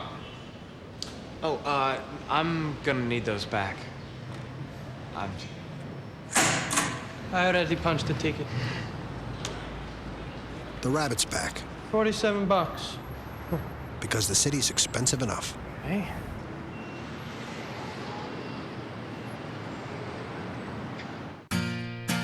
I wanna ride.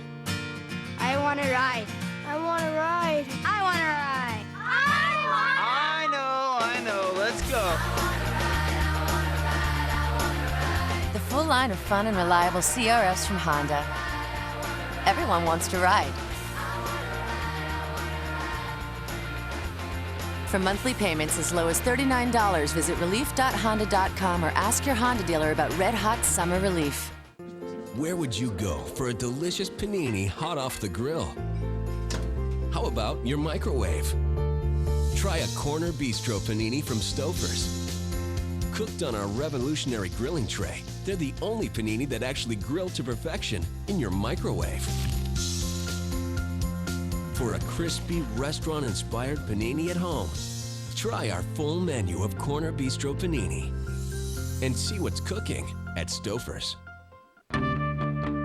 When we set out to build an entirely new type of motorcycle, we looked everywhere for inspiration, except to convention. The 113 cubic inch fuel-injected Star Roadliner. We build it, you make it your own. Test drive one today at participating Yamaha dealers. Now get a 5-year warranty plus low 5.9% financing on any Roadliner or Stratoliner. Welcome back. Well, this stage of the Tour de France is over. The big one is to come tomorrow on the Champs-Élysées, because it looks very much like another American will be crowned King of the Tour de France behind Lance Armstrong's 7 wins and Greg LeMond's 3. Can you believe that? The time trial of his life today by Floyd Landis has given him the yellow jersey on the eve of the end of the race. Let's just have a quick look down the golden trail laid from the start house today. This is the man who congratulated Floyd Landis straight after the finish. They're great friends, they've had a great battle. The overall results here brought us by Honda. Sergei Honchar is the winner, 41 seconds ahead of Andreas Kloden, 1:11 ahead of Floyd Landis, 2:40 of Oscar Periro. That was the ride of his life to finish 4th in this time trial. Sebastian Lang holding on there for yet another good time trial in 5th. And Dave Zabriskie, despite all of those rides, he gets 6th. Ekimov, the old man, 7th. Cadel Evans will be disappointed with 8th. The top 10, again a surprise, completed by Damiano Cunego. It'll give him the white jersey. David Miller seems to be on his way back in the time trials. He's got 11th.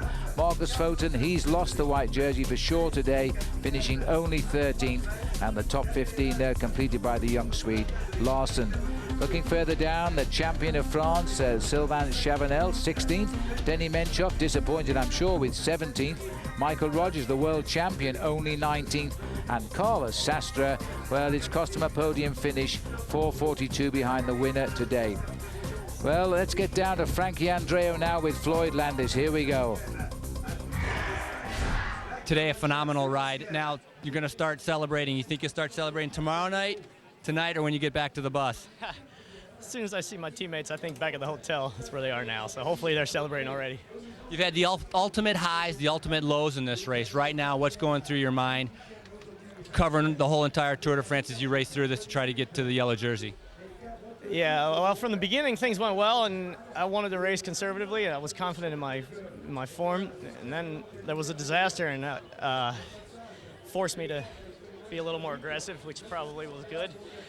I'm glad I did it now. I may not have gotten a stage win, so no, it was a long way, but I'm happy it's over, man. That was stressful.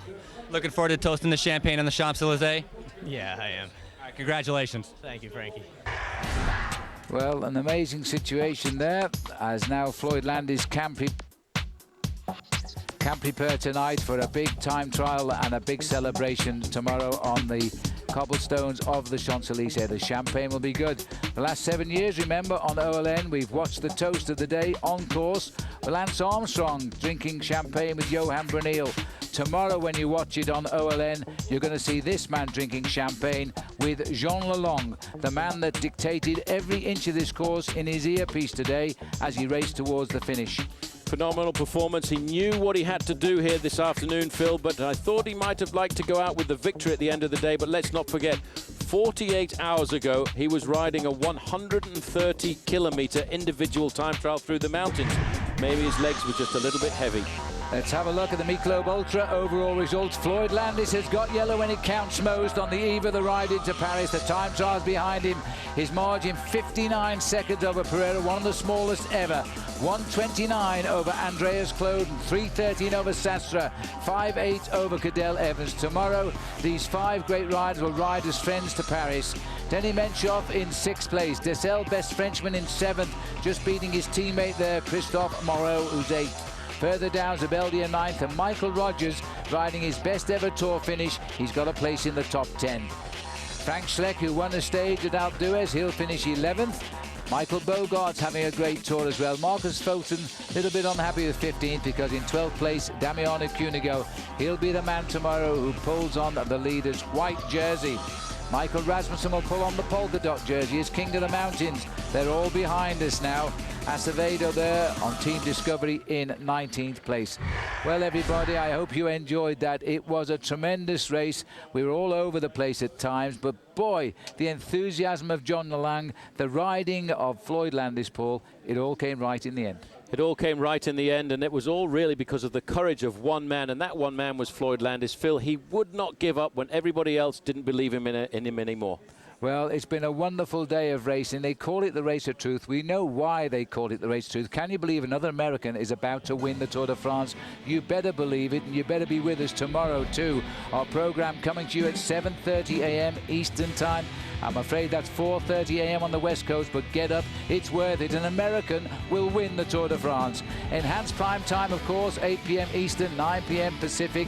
The Tour de France goes on tomorrow. We go to Paris, and we haven't been done yet. We'll be back on the other side of the break with the podiums with Robbie Ventura, Floyd Landis' coach. I guess he's pretty excited. See you all in just a moment.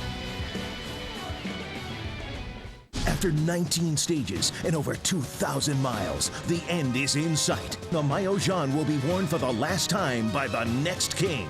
The Tour de France Stage 20, tomorrow live at 7:30 a.m. on OLN. Brought to you by LL Bean.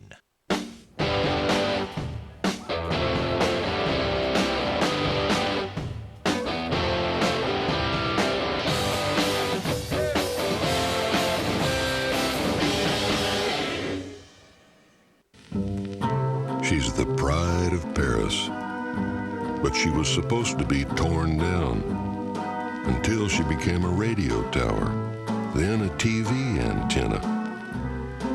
And now, millions of folks climb to the top and pay for the privilege.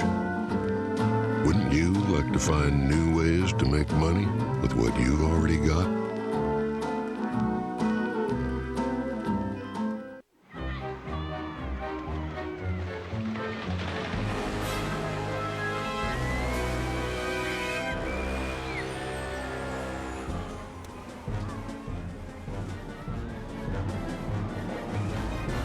Bedhead, proof that you've experienced the new Hampton bed. A plush comforter, a crisp white duvet, and choice of pillows. You'll be well rested and ready for anything.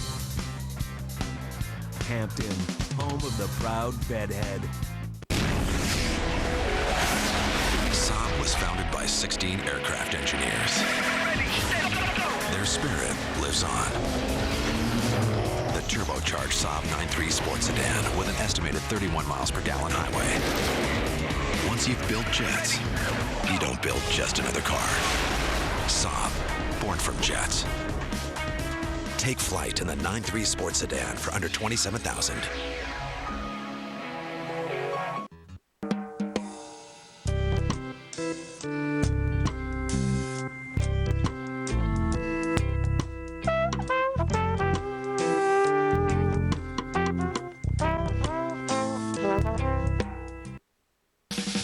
RV is smashing prices for our 06 blowout sale.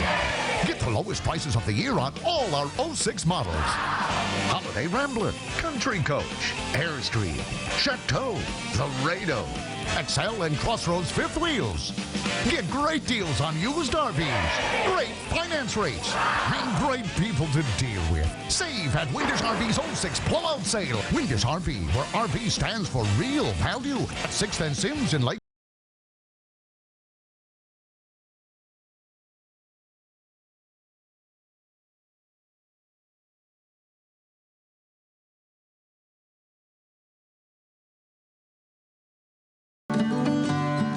The 2006 Tour de France on OLN is brought to you by IBM, what makes you special, and by Hampton Hotels. Visit us online at hamptonin.com or call 1-800-HAMPTON.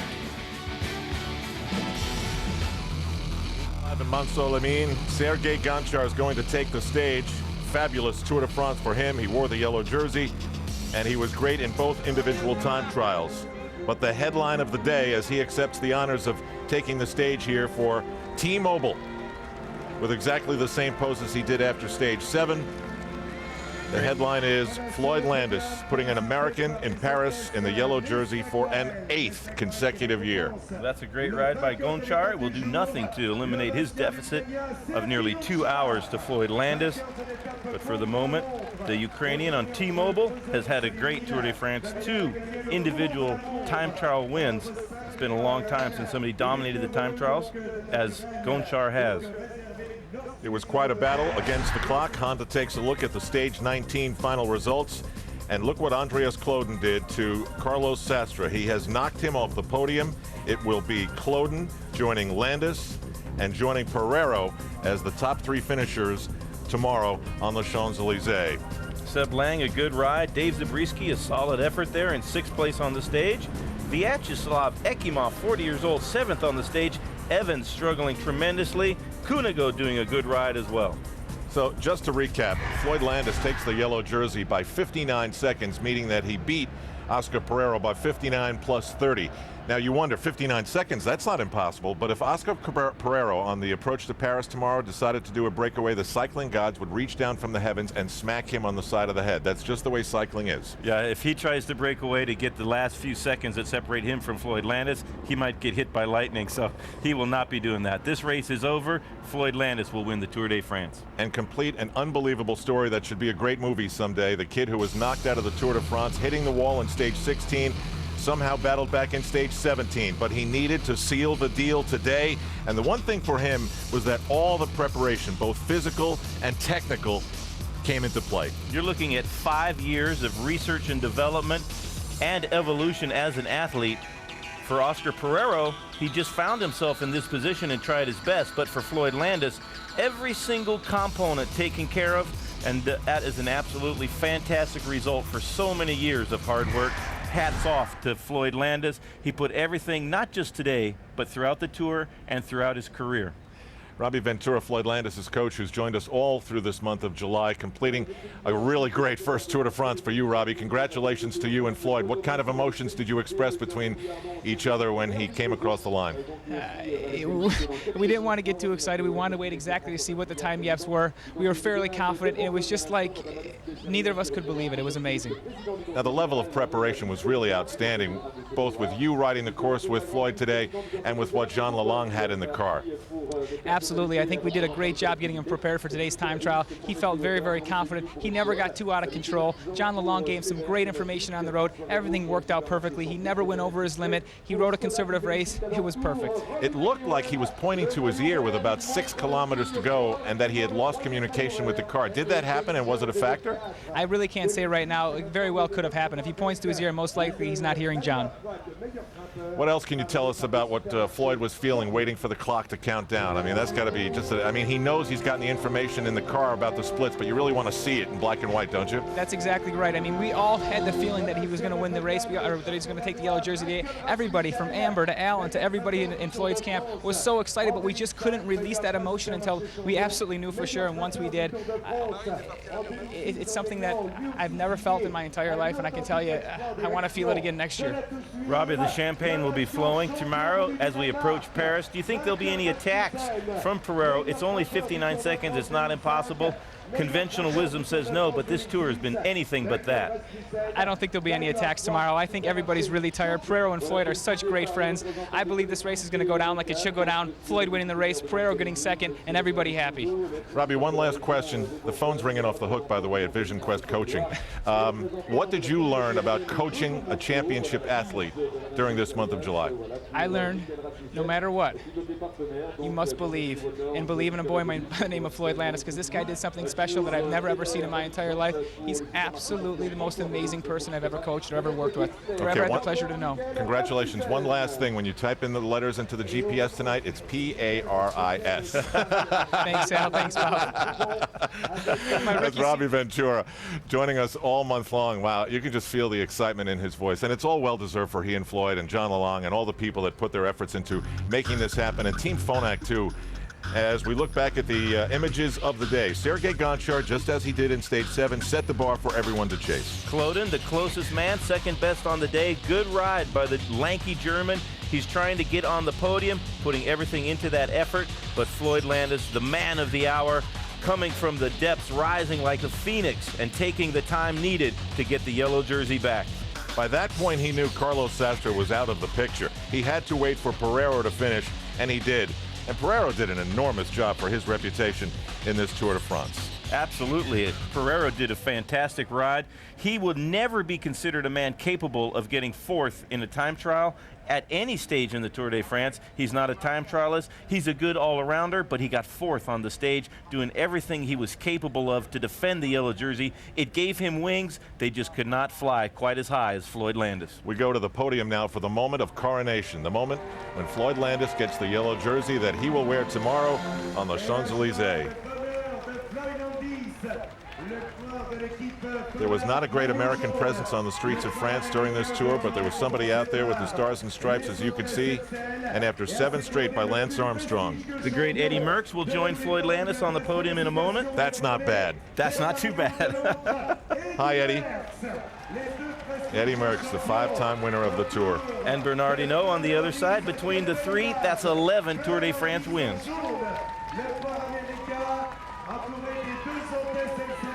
Could you ever have believed, Bob, back in the day when you were forming with 7-Eleven and had American dreams that an American would win cycling's greatest race 8 straight years?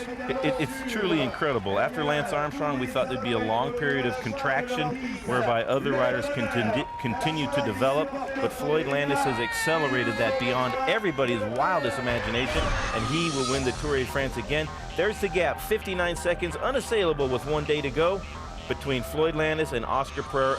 Unbelievable ride by Periro, but Floyd Landis completely rewriting the record books on what is possible in the Tour de France. Michelob Ultra presenting the race for the yellow jersey. Now tomorrow it does get chaotic on the streets of Paris, on those cobblestones on the Champs-Élysées. It can feel like weird things are happening. Floyd Landis still has to start, and he still has to finish stage 20. And here's a list of those who followed behind him. What an effort by Damiano Cunego today. As we look at what happened to Levi Leipheimer, who'll finish 19 minutes and 22 seconds behind the yellow jersey.